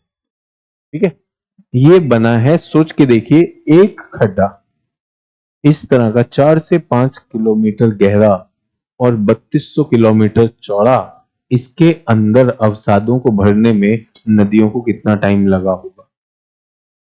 नदियां आ रही हैं, आती हैं, इसी में आकर बह जाती हैं। और नदी क्यों बह रही है, नदी अपने ढाल की तरफ बह रही है, तो ढाल की तरफ ये भी यहां पर इकट्ठा होता जाएगा, पानी इकट्ठा होता जाएगा, नदियां आएंगी, नदियां यहां पर क्या करेंगी, नदियां इकट्ठी हो जाएंगी, और नदियां, उनका अवसाद क्या हो जाएगा, नीचे जाकर जमने लगा होगा। तो कई करोड़ों वर्षों बाद जाकर अब बने हैं हमारे मैदान। कल हम इनकी चर्चा करेंगे। इनको कहते हैं निक्षेपी मैदान। किससे बने हैं? निक्षेपों से बने हैं। नदियां कहां से आई? नदियां उत्तर से भी आई और नदियां दक्षिण से भी आई। इन्होंने अपने अपने अवसाद डाले। ठीक है, और सबको फॉल्ट लाइन भी क्लियर हो गई। तो इन फॉल्ट लाइंस पे बना है। और अगर हमें मैदानों की उत्तरी सीमा देखनी है तो उसका नाम क्या है? HFF। मैदान कहां से शुरू होते हैं? HFF से शुरू होते हैं। हिमालय कहां पे खत्म हो जाते हैं? HFF उनकी दक्षिणी सीमा होगी। क्या होता है? वो भ्रंश रेखा है जहां पर वो समाप्त होते हैं। ठीक है, चलिए आज के लिए इतना। मैदान पढ़ लीजिए अपनी बुकलेट से भी और हमारी KGS और NCERT से। कल हम दोनों मैदान करने की कोशिश करेंगे, उत्तर भारतीय मैदान और तटीय मैदान पेटियां भी, ताकि हमारे ये प्रमुख जो है क्षेत्र वो खत्म हो जाए। Thank you. जय हिंद।